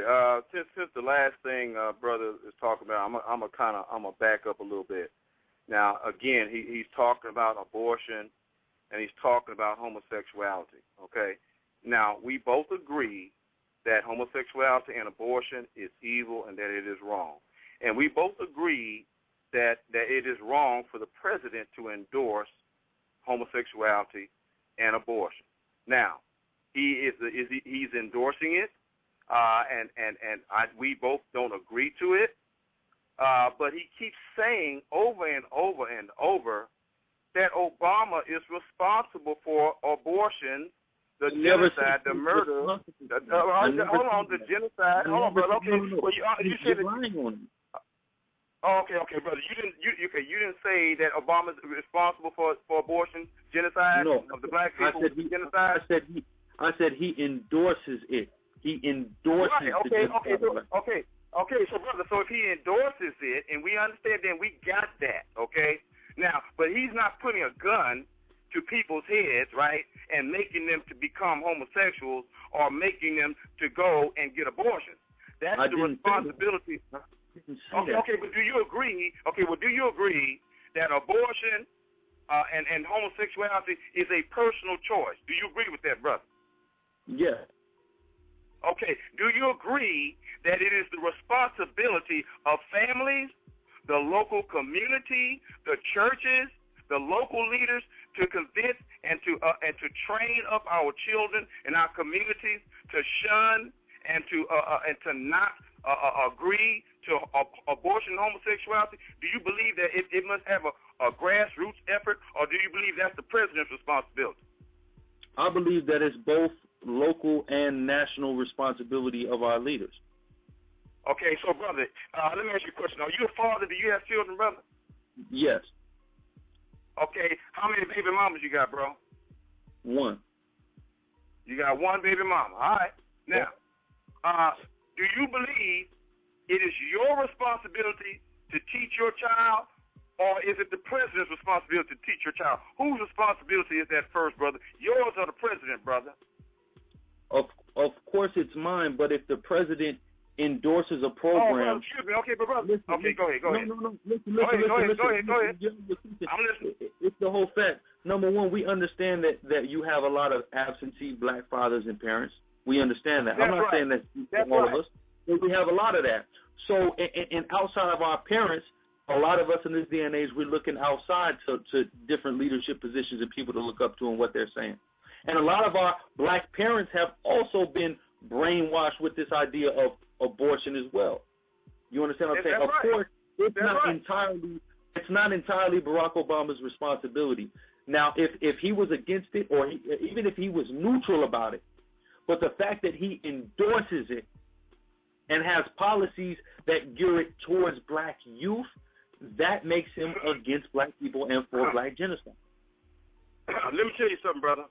The reason why there's black abortion, the reason why, and it's prevalent and growing, and the reason why black homosexuality is prevalent and growing is because there's a failure in the black family first, who has the first responsibility. There's a failure in the black church, who has the second responsibility. It is a failure in the black community, who has the third responsibility. And then all the religious leaders, they just in the background, bro. Now, I do understand the effect but I do understand, I do understand the effect of the president endorsing those things, but it is if we're taking care of business in our home, being fathers, like you should have been instead of being in prison, okay, making the wrong decision. I wasn't in prison when I had a child. I was not in prison when I had a child. No, you keep trying to assassinate my character, and I won't stand for it. I was not in prison when I had a child. I tell you what. The fact that you don't have any facts. Okay, so do us a favor then, brother. My name is George Blanche. I'm transparent. People know who I am. They know my name. What is your real name, brother? Why are you hiding behind a fake name? Who are you? Listen. You asking me my real name does not help you in proving Barack Obama is good for black people. God. I have the facts. You want to talk about everything in the world outside of how Barack Obama is good for black people. I spend my whole debate proving he's terrible for us. You just spend your whole debate with rhetoric. That's all you've been doing. Listen, if this my real name has any bearing on the positive effects that Barack Obama has on black people, can you answer that question? No. What you have proven, brother, is that you don't give a damn. I answer all your questions. You can't answer none of my questions. What's your question, brother? This dude is absolutely ridiculous. My question is, does my real name have anything to do with the positivity that Barack Obama has on black people? Yes, sir. It has to do. You know what it has to do with, brother? It has to do with being. Brother, answer your question. It has to do with you being truthful. It has to do with you being honest. It has to do with you having character, integrity. What does that have to do with Barack? Hold on, brother. Because you may be a pedophile, brother. You haven't told us what you've been convicted of. You just I told you yesterday I was convicted. I told you yesterday I was convicted of attempted robbery. No. You keep lying on me. You are a liar. You are a false accuser. You are a liar. You are lying on me. I told you yesterday I was convicted of attempted robbery. Okay? I said that yesterday. I put what I was charged with and what I was convicted of. Okay? So I don't like what are you talking about? You keep coming out of the side of your neck with things that are trying to assassinate my character because you have no facts to substantiate your argument. Stay on topic. The topic you need to prove to me and everybody how Barack Obama is good for black people. Prove it. I beg you, prove it. Okay, brother, I am. Hold on, brother. Now, what is your name? I asked for last time. What is your real name, brother? Listen, I didn't give it to you. Prove that Barack Obama is good for black people. Yes or no. And I'm not giving it to you. And I'm not giving it to you. Now, you have proven yourself to be a dishonest person, no character, no integrity, none of that. You're hiding. I did not lie. I'm not a liar. I did not at any moment lie. Therefore, you cannot accuse me of being dishonest because I did not lie. You're crazy. You have Alzheimer's, dude. Like, are you serious right now? You have spent your entire debate with rhetoric, making false accusations about me, trying to assassinate my character, and it has not at any point assisted you in making your argument to the positive effect Barack Obama has on black people. Can you make that argument? Can you give me one fact? Okay, here we go. Now, remember I was giving you the example about. Remember, I was about to give the example about the country being a ship, okay? Now, this country was about to sink economically and be destroyed at the end of 2007, all right? That was the second Great Depression, okay? All right? Now, we know that black people have historically and have always had higher unemployment rates. But, brother, there are black people who have business. There are business owners. There are people who have jobs. There are people. Black people have been advancing, bro. We got a lot of black people who are doing very well. Now, all of us on food stamps, as you and as the Republican Party would like us to think. The majority of people who are on welfare. Black people on food stamps. I didn't say that. I'm going to assassinate my character, dude. Stop trying that. You need to stop it because I'm going to call you out every time. I ain't going to let your old ass come on here and try to assassinate my character. That's not happening.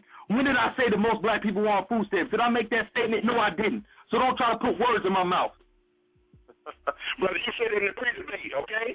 You said it in the pre-debate, brother. Now go back and listen to it. No, I didn't. I said the best thing that he did was give people the eligibility to go get food stamps.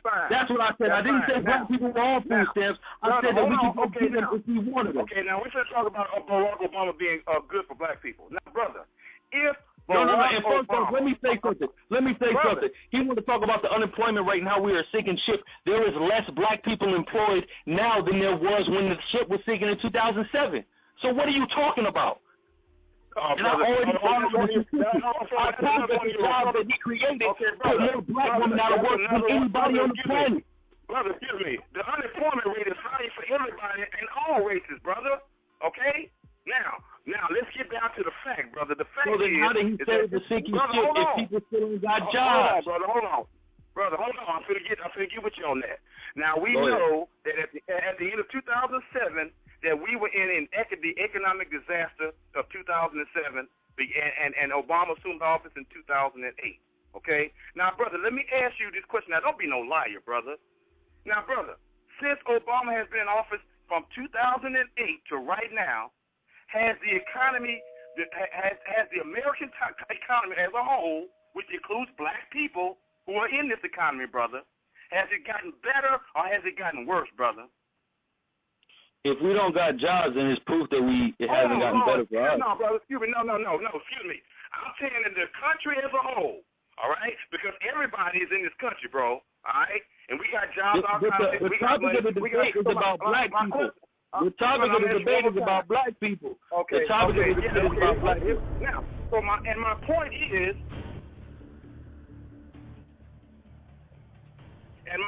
is, brother, what I'm saying to you is that if the country had continued to stay in the state that it was in at the end of 2007 and had gotten worse, which was created by Bush and the Republican Party, brother, we would be in the tanks right now. There would be soup lines all over the country, bro. Okay? Can you prove that? Brother. No, excuse me. So the country was not destroyed. The country was saved, and the economy was restored, and the auto industry was saved. Detroit was saved by Obama's plan, by his overall economic plan to restart and rebuild our country and economy. And brother, there are people. Have you been watching the stock market? The people they making money. Real quick. No. You don't have plenty of time. You just said Detroit was saved when black people don't even got water in Detroit. Are you on drugs? This man is on PPP. He just said that Detroit was saved when niggas ain't even got water in Detroit. How crazy is this man? How crazy is this? Are you out of your mind? Google pictures of Detroit and you see it's a damn wasteland and a ghost town, but Detroit got saved by Barack Hussein Obama. Are you crazy? This man is out of his mind with this rhetoric. I'm not crazy, brother. Brother. The reason why I'm not crazy, brother, is because Obama's plan to.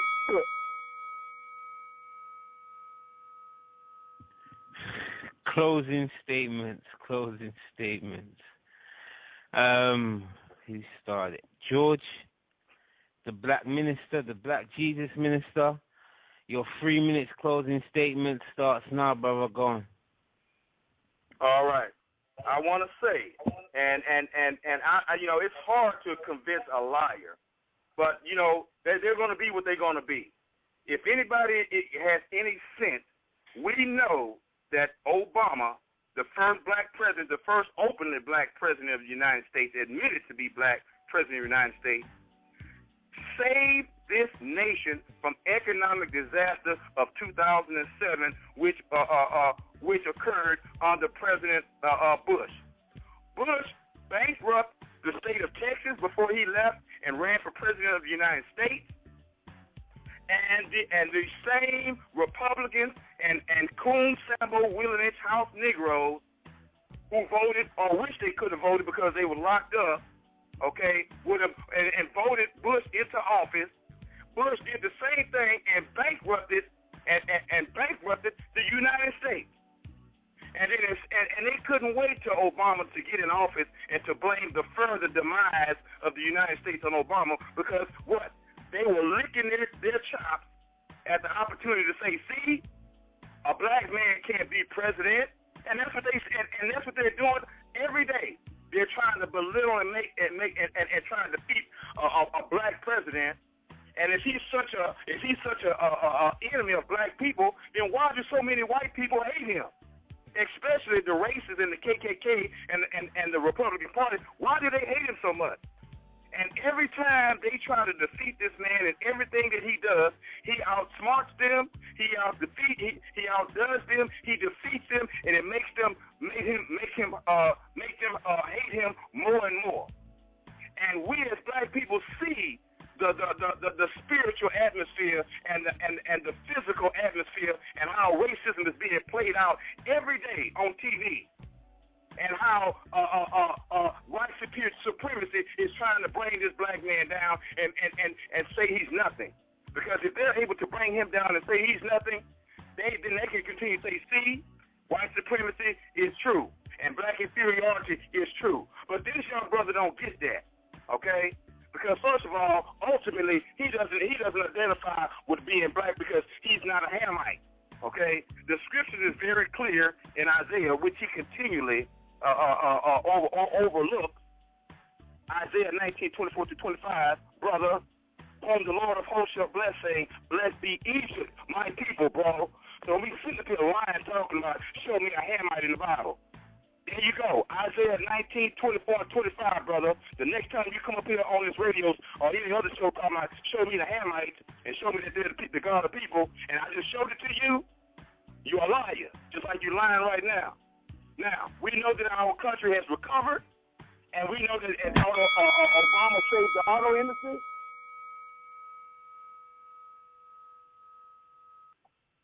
Righteous brother, we're going to bring and get ready to call in with your vote as the people will decide. And we got the gorilla, your closing statement. 3 minutes start now. Yeah, he want to keep saying Obama saved this nation. Well, number one, this nation has never been for us. And since Obama has taken the office, our people economically are in a worse position than we were in 2007 prior to him taking office. Less of our people have jobs than had so in the year of 2007 before he took office. So yeah, he could save this nation. And guess what? This nation has never been for our betterment. We came here on cargo slave ships, and this man continues to forget that. And Obama don't care nothing about that because his ancestors didn't come here on cargo slave ships. Okay? Then this dude want to say, why do so many white people hate him? Well, not as many white people hate him as you would portray because they had to vote him in for him to get into presidency. So that's a lie. He keeps saying that I don't identify with being black when I already did, so that's actually irrelevant and erroneous. And he said I lied and said there's not a Hamite in the Bible. The term Hamite comes from the Bible, genius. I said, show me a Hamite in Christ's lineage in Matthew, the 1st chapter. You want to, I don't know, maybe you old and hard of hearing. I don't understand. This dude is ridiculous. He has not proven that Barack Obama and the things that he's done since his presidency have been positive for black people. He has not proven it. He will not prove it. He cannot prove it because he's a cancer to our people. That is evidently clear. The numbers in regards to the amount of black babies that have been aborted since his presidency, the numbers regarding to the amount of money that he's given to the prison industrial system since his presidency are a testament against that. The number of blacks without employment are a testament against that. The endorsement of the lesbian, gay, bisexual, and transgender community that he's about is clearly an endorsement of that. The fact that he does not call for justice for murdered black teens, but calls for justice for for white journalists that were murdered abroad, but not for murdered black teens murdered by cracker cops, is a testament to it. Everything that I brought out through the spirit of power, Yahweh Shem Yahweh Shai, in this debate is a testament to the fact that Barack Obama is terrible for our people, and that this man, quite frankly, don't know what the hell that he's talking about. Okay, but with that, again, I want to give all praises to the Most High God in the name of his son, Yahweh Shem Yahweh Shai. Okay, and I will rest with that because I don't need to say much else. The numbers spoke for themselves. Obama is terrible for black people. And with that, I'll rest. Okay, and it's over now. So, well, beautiful debate. Hey, Tyrone. All right. And, what's up, man? It was great. Wow. Lots of fireworks, and I want to say thank you to both of the gentlemen for coming on and providing us with their knowledge and their fierce fighting. It was pretty good. It was pretty good. So at this time, man, I'm just going to have to go ahead and give my vote to the minister. Now, here's why. It's because I listened to Brother Hebrew, the Gorilla Hebrew, and I there's a lot of stuff that I've heard and I was reminded of whenever I used to listen to conservative radio during the election cycles, and that stuff was repeated. The minister actually, whenever the Hebrew came with the case studies of the young men getting killed in America, and the president not acknowledging this stuff, the minister actually informed the public that, hey, we have civil duties as citizens in this country, and it is the responsibility of the lawmakers to go ahead and call this stuff out. So, yeah, that's why I'm just going to say the minister, and that's where my vote goes to. No, I'm going to give the debate as a tip. Use the when someone votes against you, obviously we're the host, so I don't want to have a conversation or argument with you about my vote. So when I'm not going to go back and forth with him, man. So he's straight. He can give his opinion. No. So I'm saying that I'm just going to move, our debate, our comments. You ain't going to be able to politic over. And like I said, we got to put aside our preconceived ideas. After looking at the rounds, I don't think that George showed me anything that Barack Obama done for black folks. He couldn't really refute, just saying that it was off biased websites. So the brother lost every round, and then in the all or nothing, even then, I felt like he was trying to detract from answering what he has actually done again. So the gorilla got that. I mean, he came with some references and stuff, and I always tell the debaters, come with some references. Please bring references, because it looks better. It makes it and it shows that you've been reading, and you've come with something that everyone can come and follow. And the gorilla did that tonight, hands down. Even if I was unbiased, like I said, come with an unbiased mind. You might love Obama, you might not love him, but judge it based on the scholarship that was produced today, and I have to give that to the gorilla. So it's 1-to-1. We don't want to have no conversation about it. We're going to bring in the callers, and now they get to vote, and then you get to politico. So it's 1-to-1 so far. It's the gorilla 1 and the minister 1. Please put aside your preconceived ideas, please. So go on 410. You're the first one on the line. Press 1, everyone, because now it's your vote. Shalom. Right. I'm going to vote for the gorilla. But could I say one thing? You got first thing minutes, that come to mind. Hello? Yeah, I was saying that you've got the first thing that come to mind when I'm listening. My name is Teddy. Okay, wait. Cutty. Say your name one more time, man. Keep track of this thing, brother. So remember, hold on. Everybody who's calling in and casting their vote, you have 2 minutes to speak. So you can go in for 2 minutes, say your comment, and give your vote to. And if you've got a question for the debaters, please do. So go on in, Cutty. Your 2 minutes start now.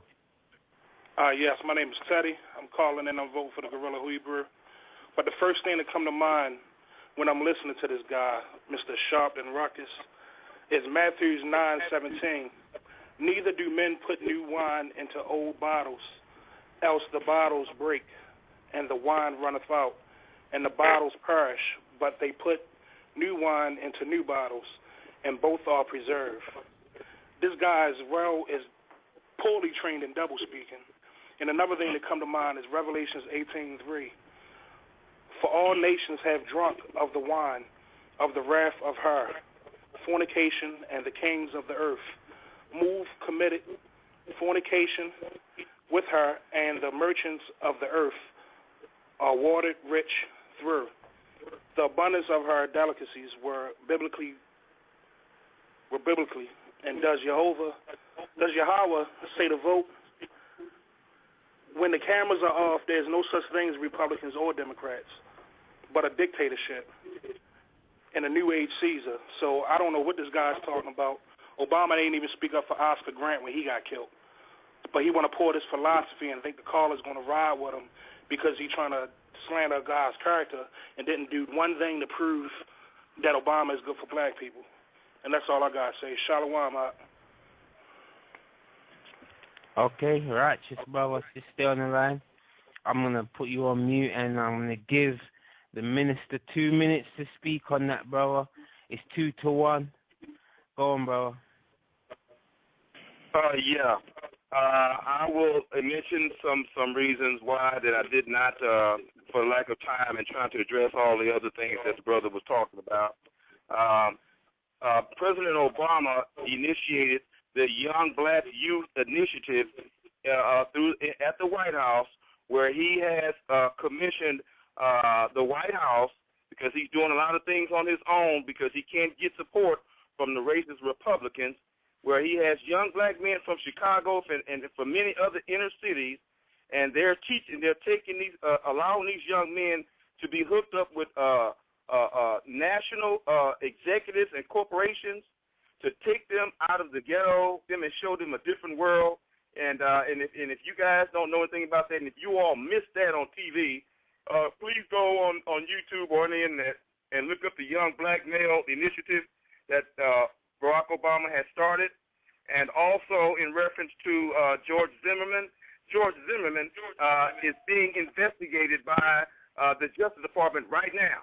Okay, it started when the protests began, and it's still ongoing. But they had to allow the state charges to go first. And concerning Brown, we know that Barack Obama sent the Justice Department and the Chief Justice Department holder there, and they are personally doing a civil rights investigation on the death of Brown, and also they are investigating the Ferguson Police Department, and now their investigation has expanded not only to Ferguson, but the nearby other cities and area, the police departments, and probably almost the entire state. Look it up. Start watching TV and get off them streets talking about hand-like black people going to hell. All right? Start watching TV. News, brothers. Now. Yeah, 2 minutes are up, bro. Well, I'm going to press the bell next time. I'm going to use the bell next time, but I didn't use the bell that time. So that's 2-1. I'm going to bring in the next caller. Let me just sort out this. Next caller, 847. 847. Peace. What can I How call you you? doing, bro? The Chef Rob. What's going on? What can I call you? What's going on, Hello? Chef? How What's we going doing, on, man? Mad Dog? What's going on, Mad Dog? Go on, brother. Give your vote. You got 2 minutes, brother. Yeah, man. This mine's gonna be real quick. I got to go with that. What's the Black Gorilla? I'm not into all that Bible stuff, but the stuff he was saying, was about Barack Obama can be researched and proven. I really disagree with this minister dude, man. This dude that do nothing in the whole debate but attack. He didn't come out in with any facts to disprove what the young brother was saying, and this is what's creating a rift. Instead of going ahead and researching it and coming with opposing data, I mean, who taught you how to debate? And to go ahead and try to attack this young brother's character, man, what is your problem? You know, let the young brother go ahead and say what he got to say. Then go ahead and prove what he's saying is wrong with facts. Don't just come out and attack. Whether that came from a right wing, that information came from a right wing newspaper or whatever, or left wing, go ahead and research it. And you can go ahead and see the stuff he was saying on both sides of the aisle to be true. So the young brother won it. That's it. That's the final word on it, and I'm going to have to let Chef come back afterwards because we're going to be going in on the solution for Chicago, and we're going to have Israel Doctor in. He's going to speak on it and say if our ideas are feasible in Chicago, the crime, how to address the crime. So I'm going to bring in the minister to do your politics. It's 3-1 to the gorilla. Go on, brother minister. No problem at all. Again, the sources that this brother talked about was from Mother.com, which is a Republican website, and you can play this show back again. This brother was quoting facts, and so-called facts, from a Republican website from the 1980s. Okay, no facts in reference to during the presidency of Barack Obama. Okay, and then the next facts that he was talking about, teen pregnancy. And he was saying basically it's open season for 16-year-old girls. Okay?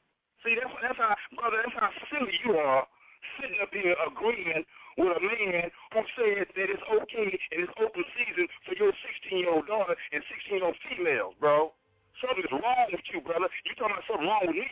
Something is really wrong with you. And the audacity of this fool to sit up here and talk about how ripe a 16-year-old child is. Okay? Something is wrong with you, bro. Okay? Now, so, and then the other facts, he wasn't even talking about no facts. He kept sitting up here talking about abortion and homosexuality, and I'm sitting up here trying to calm this young fool down. And those of you who are not listening properly, they was talking about teen pregnancy. These 16-year-old girls that he think is open season for. Okay? This nigga need to be locked up again, promoting the ripeness of 16-year-old girls. Now, ain't nothing wrong with the idea of trying to prevent teenage girls and boys from having babies because they ain't ready to have no kids. We want them to get an education. And, of course, I don't agree with abortion, okay? There are other forms of contraception. And the CDC and the government does not just endorse abortion. And ultimately, the choice and the sin of an abortion is on the person who decides to make that choice, okay? And I asked him, who has that responsibility? The president or the families, the fathers and the mothers and the community and the churches? We have that responsibility. So that's the problem why so many of us and brothers like him. Oh, and we may go into, because we've got a lot of callers, so not to worry. There's so many callers on it, and we might go do an hour into the next show of votes as well. So we're going to go to the 919. 919. Hey, how you doing? This is Nobody. Righteous Nobody. You got 2 minutes starts now, sister. I have to vote for Gorilla. The minister, he spoke in circles. He didn't answer questions, and he didn't put factual information out. He just was trying to say that this guy's character was bad based on his criminal record, and that's not right. That's not fair. I had other stuff. The most intelligent person who I know has a criminal record, and he is my uncle, and he speaks intelligently. He speaks 2 different languages. He read Arabic. He is most influential in our family. And another thing I want to say is a friend of mine, she was pregnant at 15 by a pastor. So, and the only reason why she got pregnant by him is because he bought her nice shoes. So I'm not worried about the criminals. I'm worried about you nice-suited men in the community when it comes to my 16-year-old daughter. And that's all I have to say. I'm going to have to let the minister in. Go on, minister. Wow. You know what? This world is going to hell in a handbasket. I'm sitting up here standing up for morality regarding our children, and you just got through telling us that a 15-year-old child was raped by a pastor, which is wrong. Rape from anybody. I don't care if it's a pastor, whoever, whatever. Okay? You got pastors from teachers, too. You going to hate teachers? You got rape. You got police rapists. You got politician rapists. You going to hate everybody who's a rapist, regardless of what their occupation is? Rape is rape. Pedophilia is pedophilia, sister. And this brother just said out of his own mouth, and I'm attacking him for that. And he's saying that a 16-year-old child is rape. 1 year away from your 15-year-old niece that got raped, okay? This brother is propagating rape or sexual relations with 16-year-old girls, and you sitting up here voting against me, and I'm defending your 15, 16-year-old and all 16-year-old girls? What the hell is wrong with you? You are sick, and you're a fool. I yield my time. Okay. I'm going to go to the next caller. 678. Hey, this is Lady Offset. How y'all doing? Righteous Lady Offset. And your 2 minutes start now, sister. All right. My vote does go to the minister. I believe he brought factual information about the president. Gorilla, I believe that you should go back and learn civics and, I don't care whether you don't have a diploma or not, you need to educate yourself on what the government is and what each job and role does. And I don't believe the people are voting on the facts. Black minister, you went wrong when you attacked his character, and people are voting on that. They're not voting on the facts that were brought. Because the information that Gorilla was sharing was from white supremacist news reports. Even when he quoted the CDC, he wasn't quoting from the CDC. He was quoting from a white supremacist news site.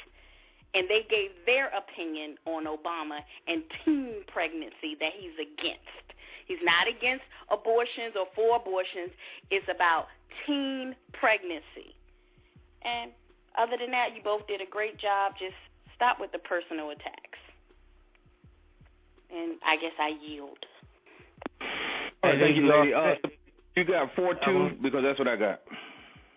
Hold on. Yeah, it's 4-2. It's 4-2. I just want to say something to Lady Offset. I see what you know a bit about the Bible and that, and I saw that you probably got some information in your mind, a lot of knowledge. Would you like to join the debate league, sister, or is it not for you?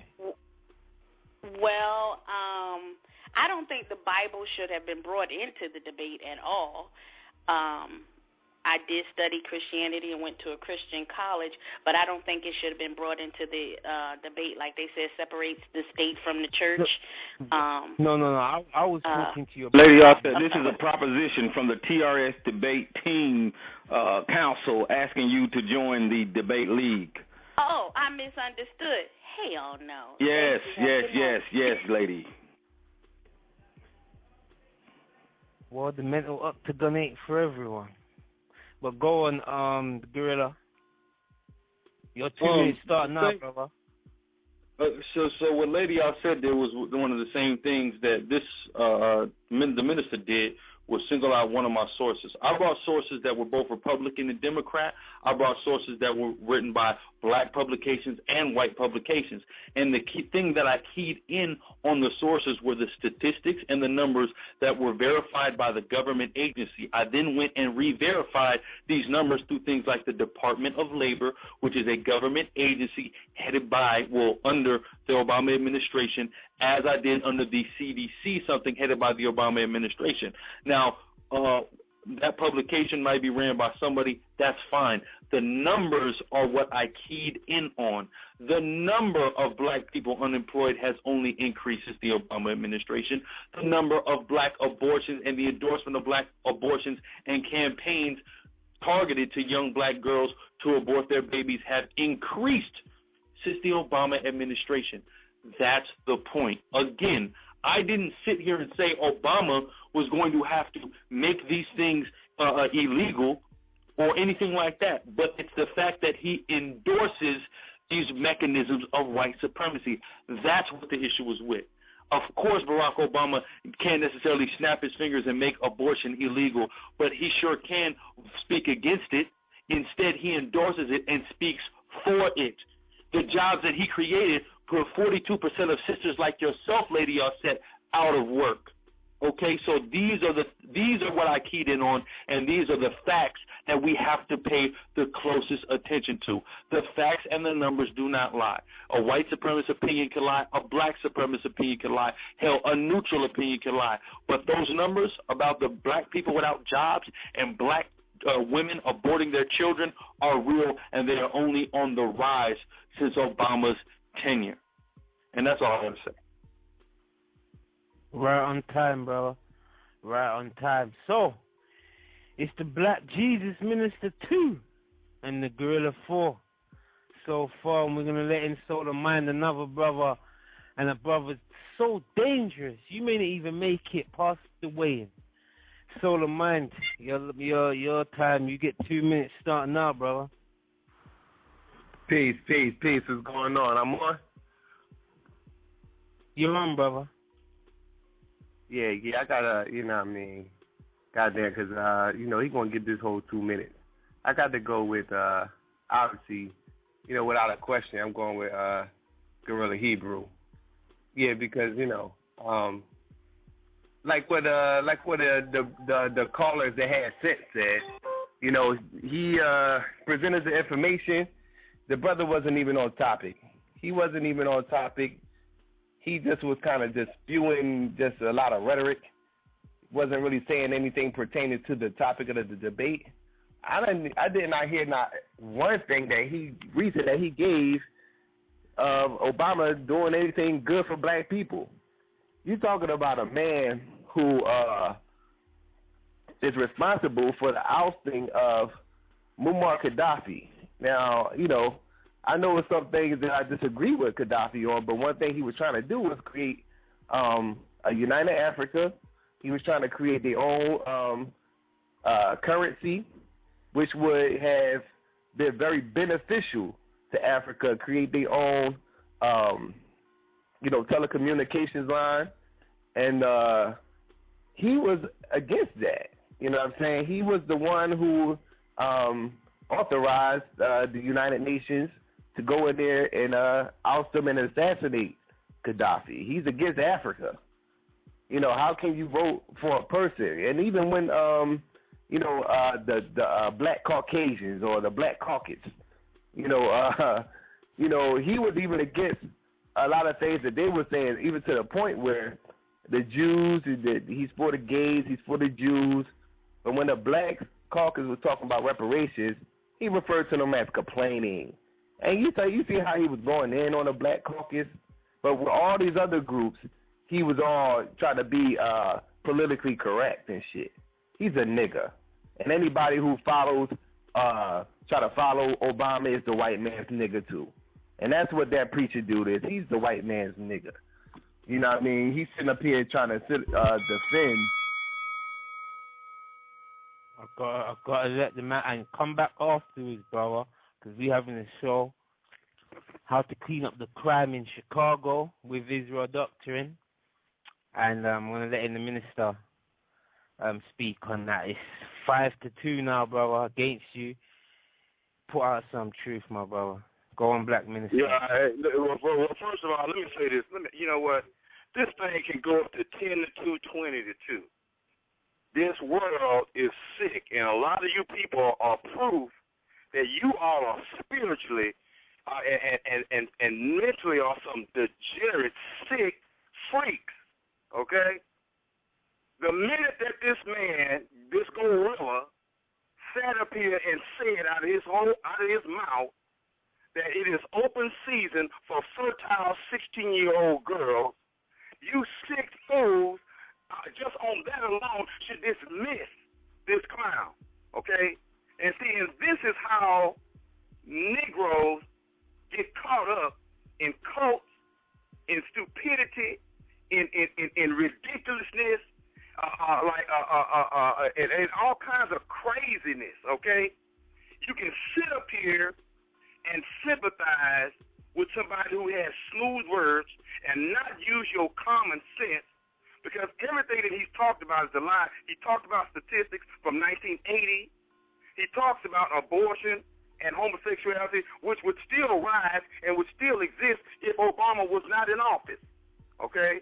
Because these groups of people are pushing that agenda. Obama might have endorsed it, but the groups of people, the grassroots people, are the ones who are pushing this agenda and making their beliefs happen and making it a reality in this country, dummy. And so I'm going back and saying that we, as the black conscious people, the people who have the righteous mind of God, that it's our responsibility to have a grassroots effort to turn this tide around, and that it's our responsibility, not the President of the United States. If we change the public's opinion by doing our job and not being like this fool talking about he don't give a damn about this country, we don't give a damn. We young generation, we don't give a damn, and nobody doing nothing. Okay, that's what this fool just got through talking about. Don't give a damn. Okay. Don't give a damn about taking over government.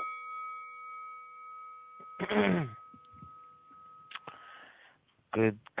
Right, we're gonna go Ocean now. Powerful sister. She'll be debating intellectual more, hopefully, if nothing don't go wrong. Sister Ocean. Hey, Supreme, how you doing? Righteous sister. All right. Well, I want you to know you have 2 I'm minutes mindful. Start now. 2 minutes start now, that. sister. Okay, I quickly want to go here for both of the gentlemen. I hear you debating intensely on whether or not Barack Obama has upward mobile aspirations for the black people. In that African diaspora, you left that out. But you're arguing back and forth, but I need to bring you here. To the genetics of Barack Obama. And I want you to understand from a child's health perspective when they are teaching children about reproductive systems, understand that a baby girl is born with every single egg that she will ever have tucked into her ovaries when she comes from her mom's womb. The semen fecundates it. In other words, it just fertilizes it. So in other words, there is a person already tucked in the womb of the female when she is born. It just needs to be fertilized. Now, what am I saying here? I'm telling you that Barack Obama is a white man with black features because his father was African, or so they say. So now that I've shed light on that, maybe you guys can stop arguing why he doesn't do whatever he's done for black folk in America. Secondly, I want to go to this point here. I heard the gorilla, the Hebrew gorilla, speak about the 16-year-old girls, and I want you to know, gorilla, I was going to vote for you because I wanted to stay within the racist framework of the black man in this Northern American container, and he selects people on skin color and hair type. So you were going to get my vote, but my righteous mind will not allow me to choose you, sir, and it won't allow me to choose the pastor because I'm mindful that homosexuality is bred in the church, and he doesn't address that. I'm going to have to let the next caller take a vote. I can't vote for either one of you. You make me sick. Thank you. Okay, and I don't even need to bring both of you in because we got so many to say anything on that one. So it's still 5-2 after 8 votes. 917. Hello? Righteous. What can I call you? Hey, how you doing? This is Guy Nollywood. Guy Nollywood. Okay. Go on. Speak, bro. You got 2 minutes. I'm gonna go with the gorilla, and because he brought up some facts. The brother was on point. Obama didn't really done nothing for black people. I think, like the brother said, he endorsed white supremacy. I didn't vote for Obama at in both elections. I knew something was wrong when he said he wasn't supporting reparations for black people. But the minister, he was just talking a lot of rhetoric. I just think that he mentioned about the two evils. But my question to him is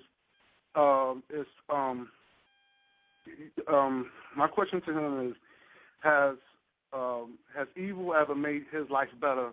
Because he had mentioned about voting for the lesser evil.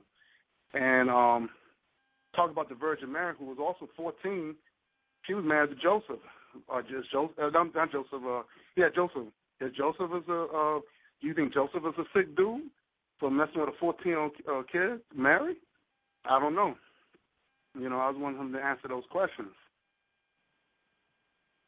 Let me ask the minister now, and he'll have 2 minutes, which start now, brother. All right. Well, listen, brother. We live here in the United States of America. This is the modern age. Back in those times, people didn't live very long, brother. People didn't live. They didn't have the advances in medicine and science that we have now to improve the health and lives of people.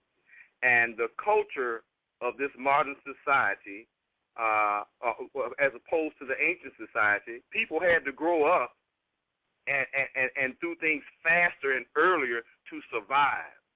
This is a new day and time and a new culture, okay? And this culture was not created by the Europeans.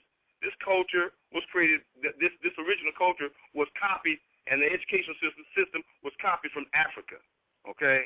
And so this culture, and the way this culture is set up, even the American culture, which is a copycat of the educational systems and cultures, civilizations of Africa, okay, we have determined that a 16-year-old child is a child, okay, and that if someone is of age as an adult and has sex with a 16-year-old, 15-year-old, 14-year-old, whatever, that is illegal because we know, and society, because we're not as harsh as ancient times was, we've gotten a little softer, and so basically the mental capacity of the people, it has been delayed because of the advances of technology and society at this point in time.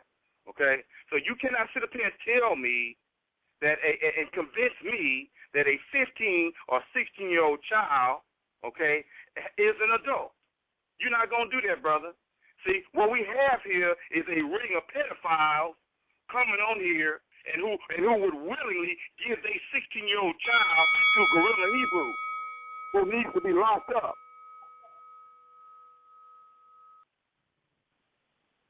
It's the minister to the Gorilla 6. We still got lots of voters left. We will probably have to go into the next show. I'll ask you, brothers, if you to agree to that. 1 more hour in our next show segment. 216. Yeah. My role with the pastor. What can I call you? This Rude. Rude. Okay. Yeah. Go on, brother. Yeah, based on the fact that.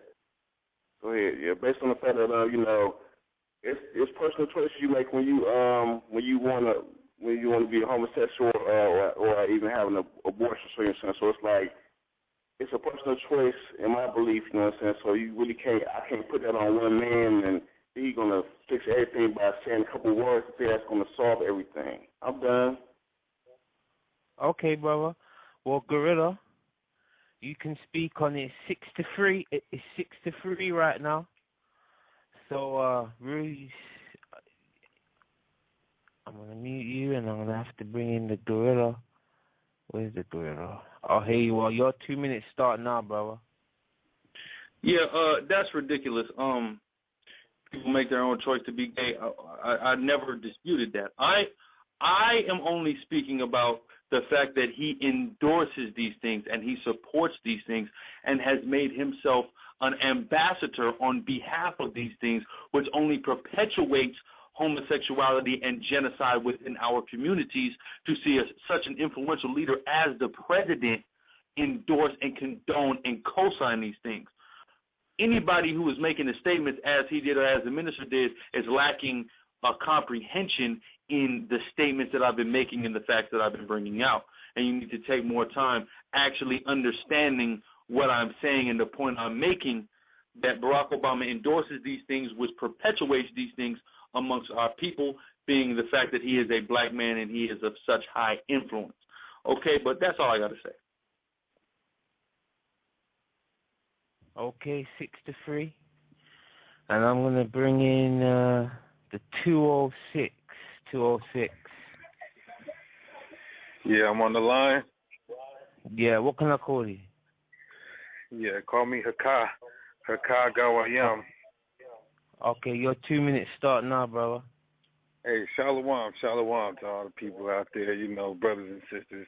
It was a good debate. I got to go with my man Gorilla Hebrew because I'm just sick and tired of these old niggas saying the same shit I've been hearing all my whole life that ain't got us nowhere, and there's a lot of words being twisted, a lot of different things being said that the brother didn't even say, I'm coming into this definitely unbiased, so I gotta lean more towards the facts, and I'm a Bible believer, so I believe in the scriptures, and there was a lot of good scriptures being brought out.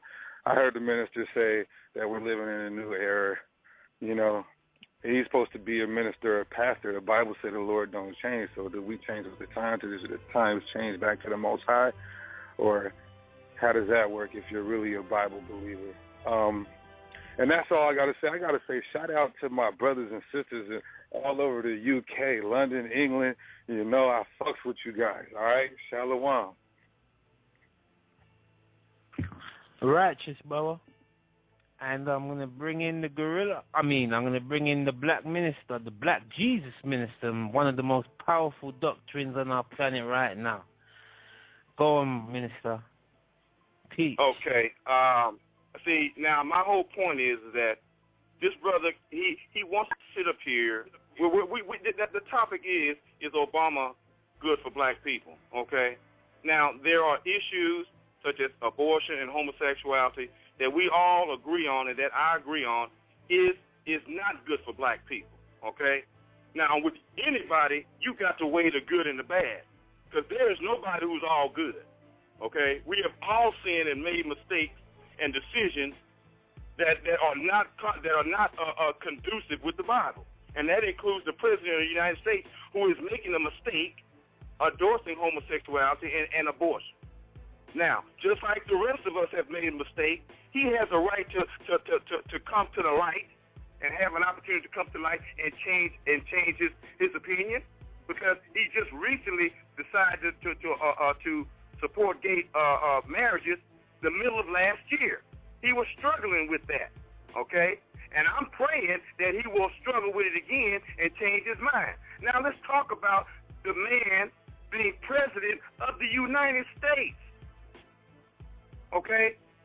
Now, the question that I asked Brother Gorilla earlier was, did Obama save the United States economy? And he said in the pre-debate, I don't care about this country. I don't care about this. I don't care about education. See, that's the attitude that ended him up in prison in the first place. Now, I'm not sitting up here trying to talk down this brother because he's been there, because some of our greatest minds have gone to prison and are in prison. But evidently, this brother is not one of them. And it is sickening. I'm sitting up here, I'm about to throw up. The next person that called here talking about they support this, but I don't care if everything he said out of his mouth was right. When he finally said that it's open season for 16-year-old girls, your 16-year-old daughter, what the hell is this country coming to? What kind of smart fool do you think you are? Because any grown man coming after my 16-year-old daughter is going to be looking at the end of a barrel of a gun. Okay? And you sitting up here, heard this man say this with his own mouth. 7-3. The Black Jesus Minister 3. The Gorilla Hebrew 7. So I'm going to bring in the 770. 770. Oh, man. Oh, Brother Supreme, hey, thanks for the call, man. Yeah, man, it's all good, brother. Hey, look, I hope the minister got his boss bag ready, because I've rarely heard a weaker argument in my life. You can sum up this whole argument in white boys, Republicans, blah, blah, blah, blah, blah. He ain't going to introduce nothing that's a substantial, substantive argument the entire time the man was speaking. I've rarely heard a worse performance in a debate. He demagogues. That's all he does, demagogue, call names, attack people, lead lynch mobs. That's it against this man. Whatever it is, I mean, weak. One of the worst I've ever heard. But nonetheless, I'd like to say one more thing, then I'm going. We keep talking, let's settle this thing with Obama and his support for abortion. The man gave his reasons when he was a United States Senator as to why he voted against both the federal and the state versions of the Born Alive Infant Protection Act. You don't have to believe me. You just go on the web, find the video where he said why. And this is what he said. This is what Sard said. This is what Barack Obama himself said, and that he was feared that voting for the Born Alive Infant Protection Act, which would require doctors to give routine medical aid to infants who survived botched abortions. He said the reason he voted against both versions of that act, state and federal, was because he did not want to imperil the legal rationale behind Roe versus Wade, and he feared that the Born Alive Infant Protection Act might do just that. And I'd rather let you know how soulless this low-down, no-good, rotten bastard is. I don't know what does. I don't know what it takes. The man does not want to save the lives of the most innocent amongst us, children who survive botched abortions. You should be resting your case as to the soullessness of this hideous creature in the White Hut. And that's all I got to say.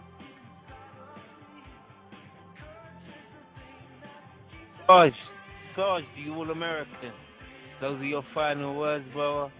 Hey, come back afterwards because we're talking about the solutions for the crime in Chicago featuring Israel Doctrine. And I'd like to hear from an ex-cop for the NYPD. We're going to bring in the minister. Yeah, I believe we're going to have to contact the FBI because we might have the evidence for a pedophile ring, a ring of pedophiles here, okay?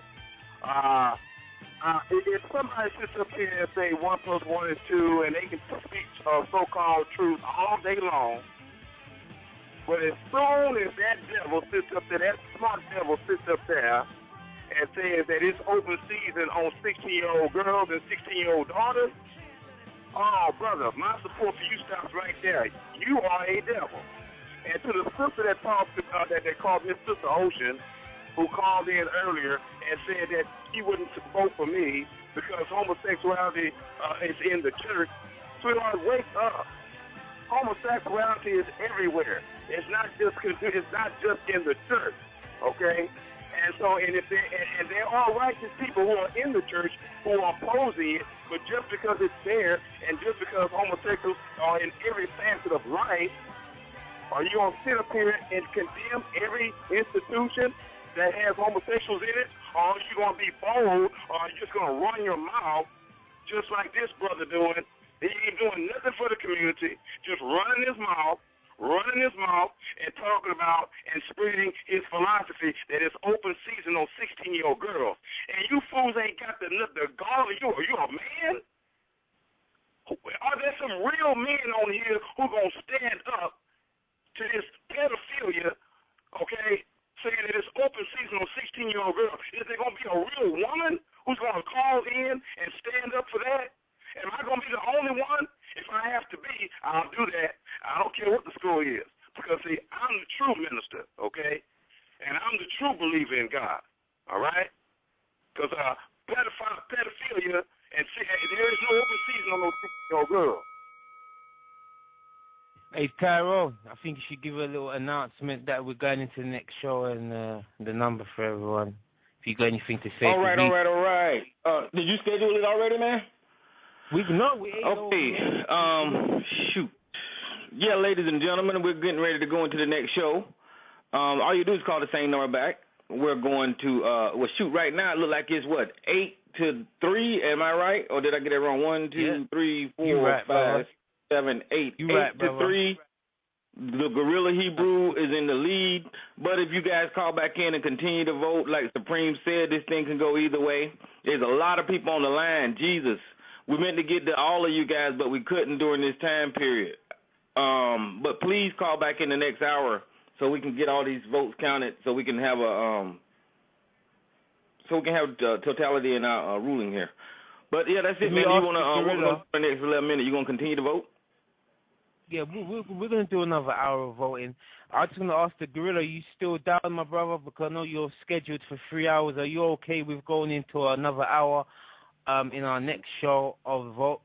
Yeah, I mean, I got a few things to do. I might could go a little bit, but I definitely can't go another whole hour. Okay. Well, we'll end it whenever Gorilla Hebrew gets ready to leave. We'll tally up the votes then. Okay? All right, perfect. Okay. Hey, Minister, so you're going to get some extra time because there's so many callers on it, you could still turn this around. The brother says he might. Go ahead, brother. Ain't no problem. Go ahead. Okay. Good. Well, we still got 11 minutes left. You want to take another caller? Yeah, we can take a couple more callers. No, easily. We can take a couple more callers. 253. Hello, am I on? This is Yeah, what can I call? Yeah, welcome to the show. Yeah, man, this is the captain of 50,000. It's who? What's your name? Man. So this is the captain of 50,000. All right, talking about Moss. All right, I just heard I don't know what this dude's name is. The pastor. All right, says that he's the ultimate believer in God, man. All right, and I would assume he's the God of the Bible. The scriptures say, man, if they speak not according to the word, there's no light in them. The scripture said that the Lord gave the word, and great is the company of those that published it. He's not publishing the word, man. He's advocating for a man that pushes and promotes homosexuality and abortion. It's not about if he's a homosexual or if he's committed abortions or the individual people. He is not speaking against it. He is not tearing down the stronghold that's upon our people that gives them the idea that it's okay to be a homosexual and to be, and to get abortions and things of that nature, man. Okay? When you read the scriptures clearly states if a woman has reached the flower of her age, she is able to be married, she's able to be dealt with. Now, he wants to be a part of this society so much. What if the parents co-sign for it? See, if the parents co-sign for it and, they give approval for it, then she could be married. But since he's against it, if a dude comes and deals with my 16-year-old woman, a daughter, then he's gonna be looking down the barrel of a gun. It doesn't make any sense, and it's stupid and it's sick, And he's leaning upon retarded principles and retarded points. Of course I'm going with the Gorilla Hebrew. This dude is sick. Anybody that is going with this dude is nothing but a coon, okay? And an Uncle Tom, and they advocating and they sitting here suck butting the so-called white man, all right? And I'll rest with that. Shalom, all right? Call Allah Yahweh Shem Yahweh Shai, all right? Israel, wake up, man, all right? Righteous, brother. And I've got to let the minister talk on that. And it's 9-3.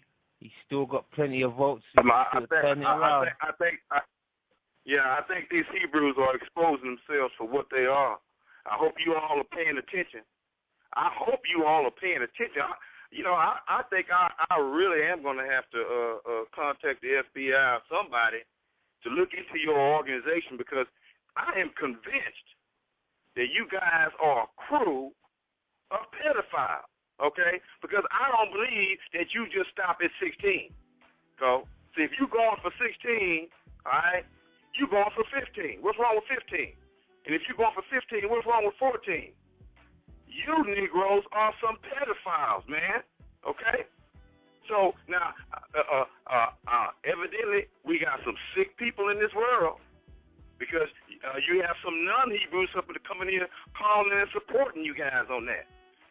Maybe this is some kind of world that I don't know nothing about. Maybe I done had my nose stuck up in righteousness too long to be sitting up here and didn't know that this kind of stuff, this kind of religion is being taught and being propagated among black people, okay, in this country, all right? Now, getting back to facts, again, this brother never brought no true facts. Again, the facts that he talked about was in 1980. Okay? Roll the tape back and listen to it. He did not bring no, and the facts that he brought about abortion, okay, that was again a reference to a Republican talking point. Now we know, and I'm saying again, that abortion is a sin, homosexuality is a sin. I do not support that, and I am saddened, and it hurts me that our president has supported that.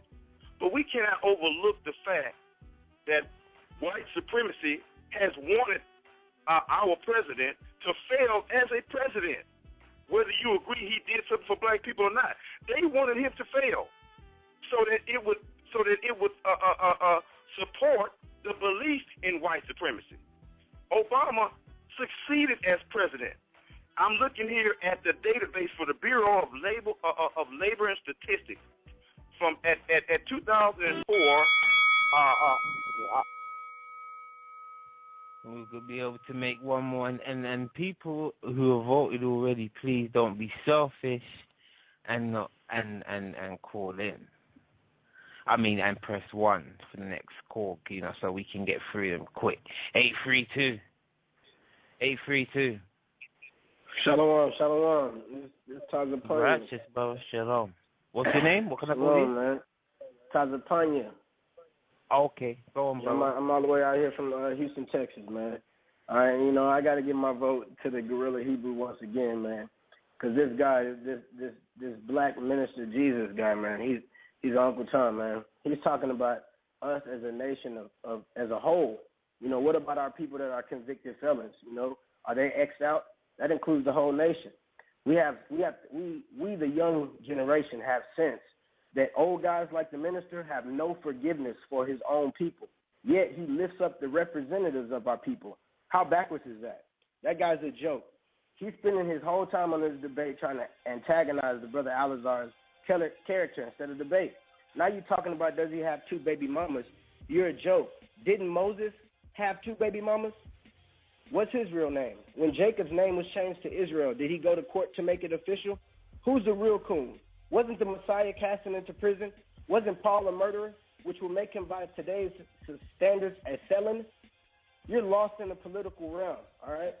The first caller was talking about fireworks. All you old heads, y'all gonna die and miss all the fireworks. Y'all gonna miss the real awakening of the black men, all right? Y'all gonna die before the fireworks go off, all right? Yahweh Shai, who the world calls Jesus Christ, will not be shaking hands with Barack Obama, all right? Death to the Uncle Tom Negro.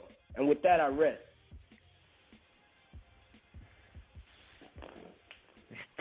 It's 10 to 3. Minister, your 2 minutes start now.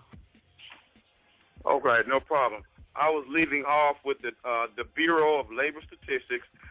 You all can go to my page, Black Jesus, one word, Minister, one word, Blanche, BLANCHE.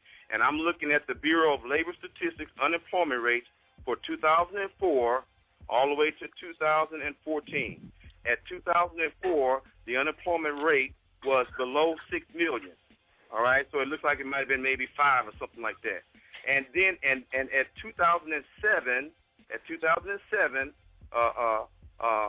it declined all the way down to about just above 4 million.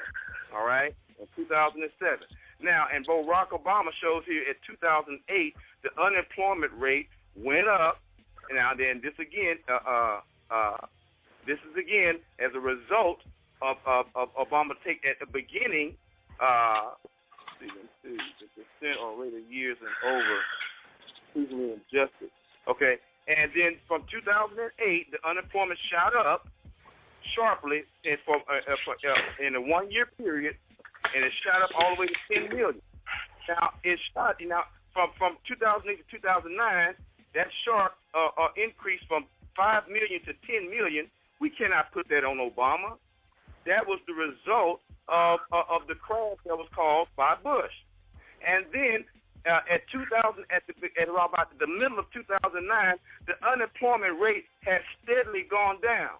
So Obama has successfully it has not risen, it's gone all the way down to 2014, back to 6 million to where it was in 2004. And So we're talking about the unemployment rate for the entire country, and that includes black people. And so you people are sitting here separating yourself from black people from the country. No, you cannot. Okay? Now, we know that the unemployment rate is higher in the black community, but if the country is destroyed and goes down, then black people ain't got no job. So Obama's first priority was to resuscitate our country. Yes. And it's 10-3.